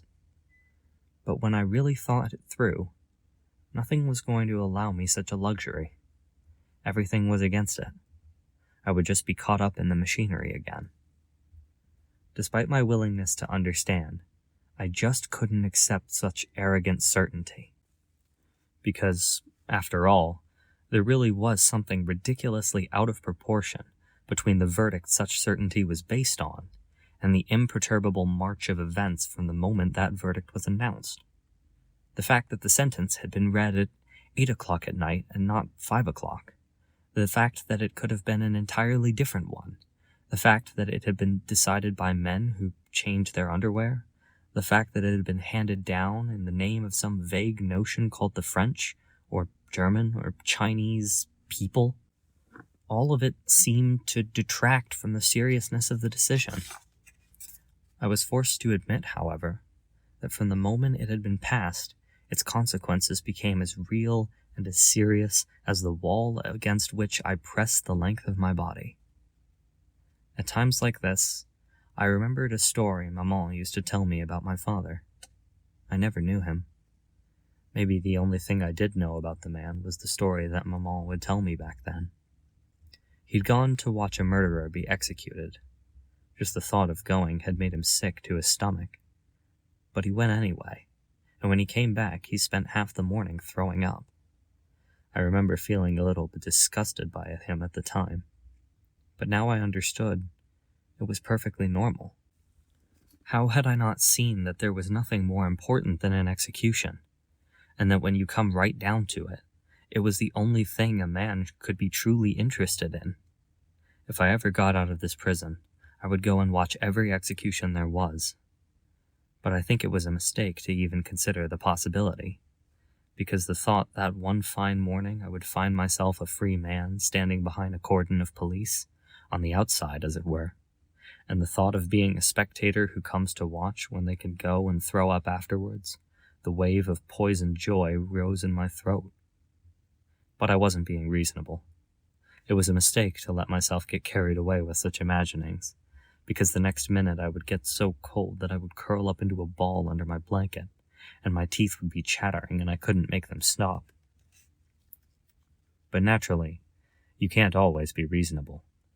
At other times, for instance, I would make up new laws. I would reform the penal code.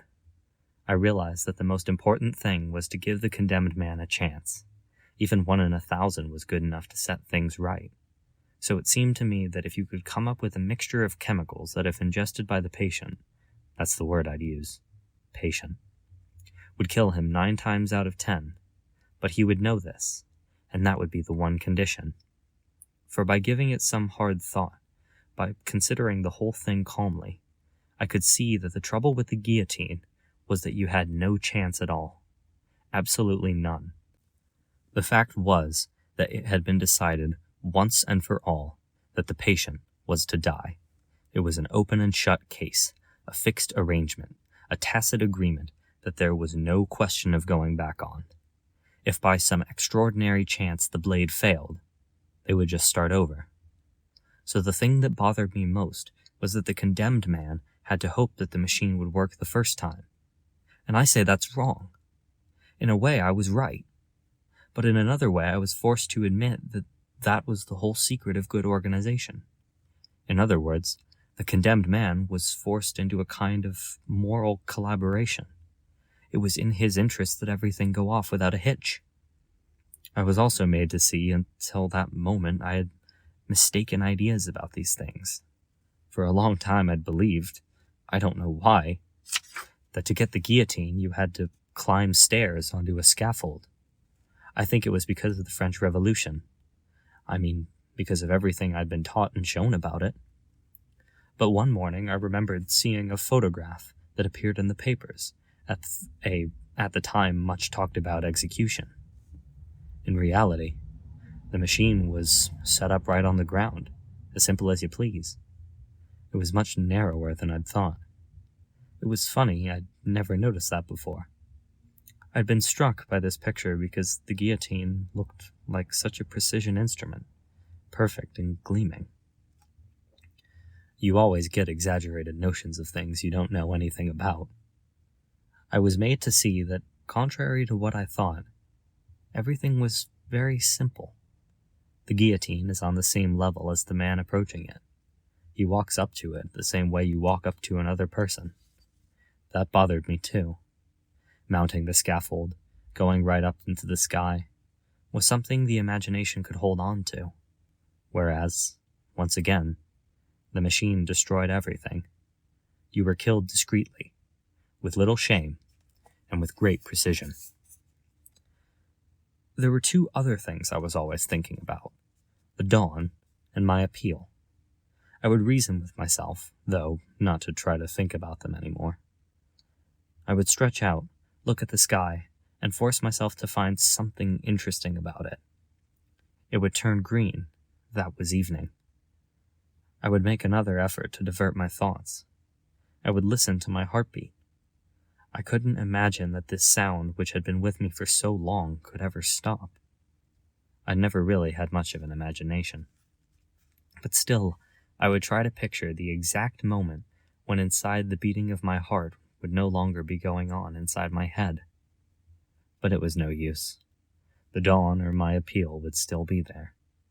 I would end up telling myself the most rational thing was to not hold myself back. They always came at dawn. I knew that. And so I spent my nights waiting for that dawn.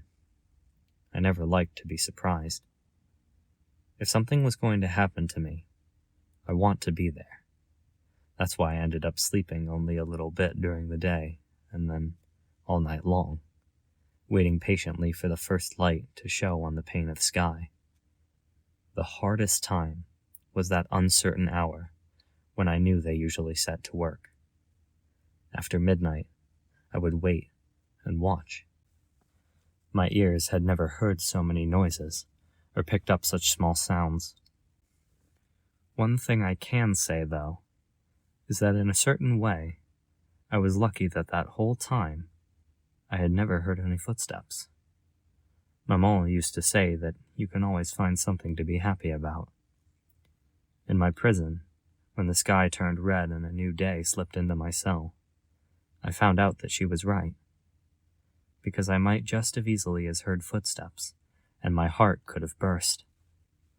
Even though I would rush to the door at even the slightest shuffle, even though, with my ears pressed to the wood, I would wait frantically until I heard the sound of my own breathing, terrified to find it so hoarse, like a dog panting, my heart would not burst after all, and I would have gained another 24 hours. All day long, there was thought of my appeal. I think I got everything out of it that I could. I would assess my holdings and get the maximum return on my thoughts. I would always begin by assuming the worst. My appeal was denied. Well, so I'm going to die. Sooner than other people will, obviously. But everybody knows life isn't worth living. Deep down, I knew perfectly well that it doesn't matter whether you die at 30 or 70, since in either case other men or women will naturally go on living, and for thousands of years. In fact, nothing could be clearer. Whether it was now or 20 years from now, I would still be the one dying. At that point, what would disturb my train of thought was the terrifying leap I would feel my heart take at the idea of having 20 more years of life ahead of me. But I simply had to stifle it by imagining what I'd be thinking in 20 years, when it would all come down to the same thing anyway. Since we're all going to die, it's obvious that when and how it doesn't matter. Therefore, and the difficult thing was not to lose sight of all of the reasoning that went into this, therefore, I had to accept the rejection of my appeal. Then, and only then, would I have the right, so to speak. I would give myself permission, as it were, to consider the alternative hypothesis. I was pardoned. The trouble was that I would somehow have to cool the hot blood that would suddenly surge through my body and sting my eyes with delirious joy. It would take all my strength to quiet my heart, and to be rational. In order to make my resignation to the first hypothesis more plausible, I had to be level-headed about this one as well. If I succeed, I gained another hour of calm. That was something, anyway. It was at one such moment that I once again refused to see the chaplain. I was lying down, and I could tell from the golden glow in the sky that the evening was coming on. I had just denied my appeal, and I could feel the steady pulse of my blood circulating inside of me. I didn't need to see the chaplain. For the first time in a long time, I thought about Marie. The days had been long since she'd stopped writing. That evening I thought about it, and told myself that maybe she'd gotten tired of being the girlfriend of a condemned man. It also occurred to me that maybe she was sick, or dead. These things happen. How was I to know, since apart from our two bodies, now separated, there wasn't anything to keep us together, or even remind us of each other. Anyway, after that, remembering Marie meant nothing to me. I wasn't interested in her dead. That seemed perfectly normal to me, since I understood very well that people would forget me when I was dead. They wouldn't have anything more to do with me. I wasn't even able to tell myself it was hard to think those things.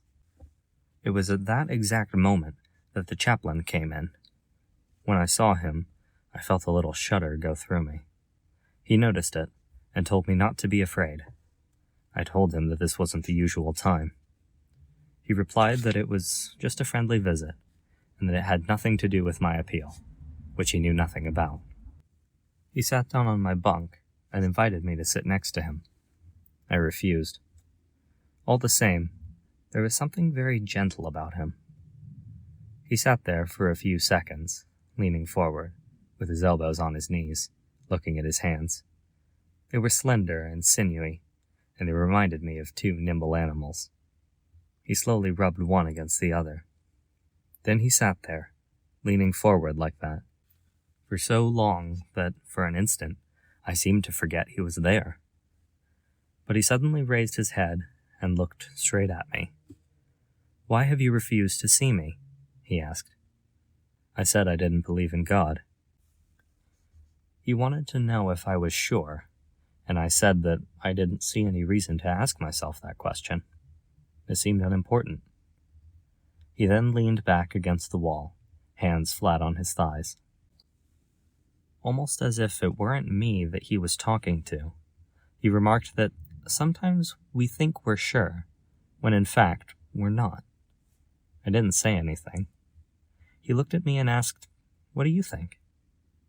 I said it was possible. In any case, I may not have been sure about what really did interest me, but I was absolutely sure about what didn't. And it just so happened that what he was talking about didn't interest me. He looked away without moving and asked me if I wasn't talking that way out of extreme despair. Then I explained to him that I wasn't desperate. I was just afraid, which was natural. "Then God can help you," he said. "Every man I've known in your position has turned to him." I acknowledged that that was their right. It also meant that they must have had the time for it. As for me, I didn't want anybody's help, and I just didn't have the time to interest myself in what didn't interest me. At that point, he threw up his hands in annoyance, but then sat forward and smoothed out the folds of his cassock. When he had finished, he started again, addressing me as my friend. If he was talking to me in this way, it wasn't because I was condemned to die. The way he saw it, we were all condemned to die. But I interrupted him by saying it wasn't the same thing, and besides, it wouldn't be a consolation anyways. "Certainly," he agrees. "But if you don't die today, you'll die tomorrow, or the next day. And then that same question will arise. How will you face that terrifying ordeal?" I said I would face it exactly as I was facing it now. At that, he stood up and looked me straight in the eye. It was a game I knew well. I played at lots with Emmanuel and Celeste, and usually they were the ones who looked away. The chaplain knew the game well too, I could tell right away. His gaze never faltered. And his voice didn't falter either, when he said, "Have you no hope at all? Do you really live with a thought that when you die, and nothing really remains?" "Yes," I said. Then he lowered his head and sat back down. He told me that he pitied me. He thought that it was more than a man could bear.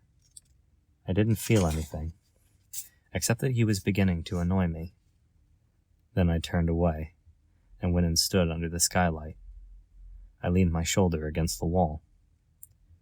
Without really following what he was saying, I heard him start asking me questions again. He was talking in an agitated, urgent voice. I could see he was genuinely upset, so I listened more closely. He was expressing his certainty that my appeal would be granted, but I was carrying the burden of sin from which I had to free myself. According to him, human justice was nothing, and divine justice was everything. I pointed out that it was the former who had condemned me. His response was that I hadn't washed away my sin for all that. I told him I didn't know what a sin was. All they had told me was that I was guilty. I was guilty, I was paying for it, and nothing more could be asked of me. At that point, he stood up again, and the thought occurred to me that in such a narrow cell, if he wanted to move around, he didn't have many options. He could either sit down or stand up. I was staring at the ground. He took a step towards me and stopped, as if he didn't dare come any closer. He looked at the sky through the bars. "You're wrong, my son," he said. "More could be asked of you, and it may be asked." "And what's that?" "You could be asked to see." "See what?" The priest gazed around my cell and answered a voice that sounded very weary to me. "Every stone in here sweats with suffering. I know that. I've never looked at them without feeling of anguish. But deep in my heart, I know that the most wretched among you have seen a divine face emerge from their darkness. That is the face you are asked to see." This perked me up a little. I said I had been looking at the stones in these walls for months. There wasn't anything or anyone in the world I knew better. Maybe at one time, way back, I'd searched for a face in them. But the face I was looking for was as bright as the sun in the flame of desire, and it belonged to Marie. I had searched for it in vain. Now it was all over, and in any case, I'd never seen anything emerge from the sweating stones. The chaplain looked at me with some kind of sadness. I now had my back flat against the wall, and the light was streaming over my forehead. He muttered a few words which I didn't catch, and abruptly asked if he could embrace me. "No," I said. He turned and walked over the wall, and slowly ran his hand over it. "Do you really love this earth as much as all that?" he murmured. I didn't answer. He stood there with his back to me for quite a long time. His presence was grating and oppressive. I was just about to tell him to go, to leave me alone, when all of a sudden, turning towards me, he burst out, "No, I refuse to believe you. I know that at one time or another you've wished for another life." I said that I had, but it didn't mean any more than wishing to be rich, to be able to swim faster, or to have a more nicely shaped mouth. It was all the same. But he stopped me, and wanted to know how I pictured this other life. Then I shouted at him, "One where I could remember this life!" And that's when I told him I'd had enough. He wanted to talk to me about God again, but I went up to him and made one last attempt to explain to him that I had only a little time left, and I didn't want to waste it on God. He tried to change the subject by asking me why I was calling him Monsieur, and not Father. That got me mad. I told him he wasn't my father. He wasn't even on my side.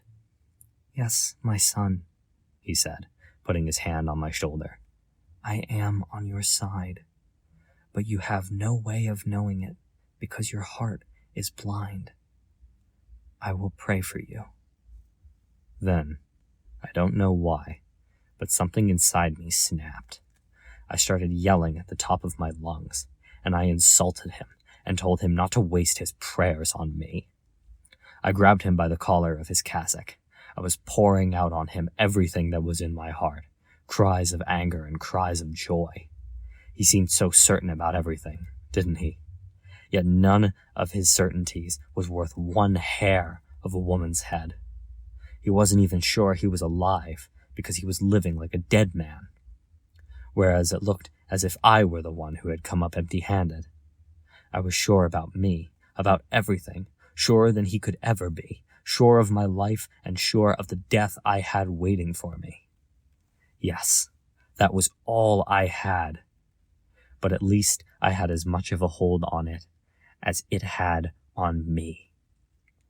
I had been right. I was still right. I was always right. I had lived my life one way, and I could have just as well lived it another. I had done this, and I hadn't done that. I hadn't done this thing, but I had done another. And so, it was as if I had waited all this time for this moment, and for the first light of this dawn to be vindicated. Nothing mattered, and I knew why. So did he. Throughout this whole absurd life I've lived, a dark wind has been rising towards me from somewhere deep in my future, across years that were still to come, and it had passed. This wind leveled whatever was offered to me at the time, in years no more real than the ones I was living. What did other people's deaths or a mother's love matter to me? What did his God, or the lives people choose, or the fate they think they elect matter to me, when we're all elected by the same fate, me and billions of privileged people like him, who also called themselves my brothers? Couldn't he see? Couldn't he see that? Everybody was privileged. There were only privileged people. The others would all be condemned one day, and he would be condemned too. What would it matter if he were accused of murder and then executed because he didn't cry at his mother's funeral? Salamano's dog was worth just as much as his wife. The little robot woman was just as guilty as the Parisian woman Masson married, or as Marie, who had wanted me to marry her. What did it matter that Raymond was as much my friend as Celeste, who was worth a lot more than him? What did it matter that Marie now offered her lips to a new Meursault? Couldn't he? Couldn't this condemned man see? And that somewhere deep in my future, all of the shouting had me gasping for air. But they were already tearing the chaplain from my grip, and the guards were threatening me. He calmed them, though, and looked at me for a moment without saying anything. His eyes were full of tears. Then he turned and disappeared. With him gone, I was able to calm down again. I was exhausted and threw myself on my bunk. I must have fallen asleep because I woke up with the stars in my face. Sounds of the countryside were drifting in. Smells of night, earth, and salt air were cooling my temples. The wondrous peace of that sleeping summer flowed through me like a tide. Then, in the dark hour before dawn, sirens blasted. They were announcing departures for a world that now and forever meant nothing to me. For the first time in a long time, I thought about Maman. I felt as if I understood why at the end of her life she had taken a fiancé, why she had played at the beginning again. Even there, in that kind of home where lives were fading out, evening was a kind of wistful respite. So close to death, Maman must have felt free, then ready to live it all again. Nobody had the right to cry over her. And I felt ready to live it all again too, as if that blind rage had washed me clean, rid me of hope. For the first time in that night alive with signs and stars, I opened myself to the gentle indifference of the world, finding it so much like myself, like a brother, really. I felt that I had been happy, and that I was happy again, for everything to be consummated, for me to feel less alone. I had only to wish that there would be a large crowd of spectators on the day of my execution, and that they would greet me with cries of hate.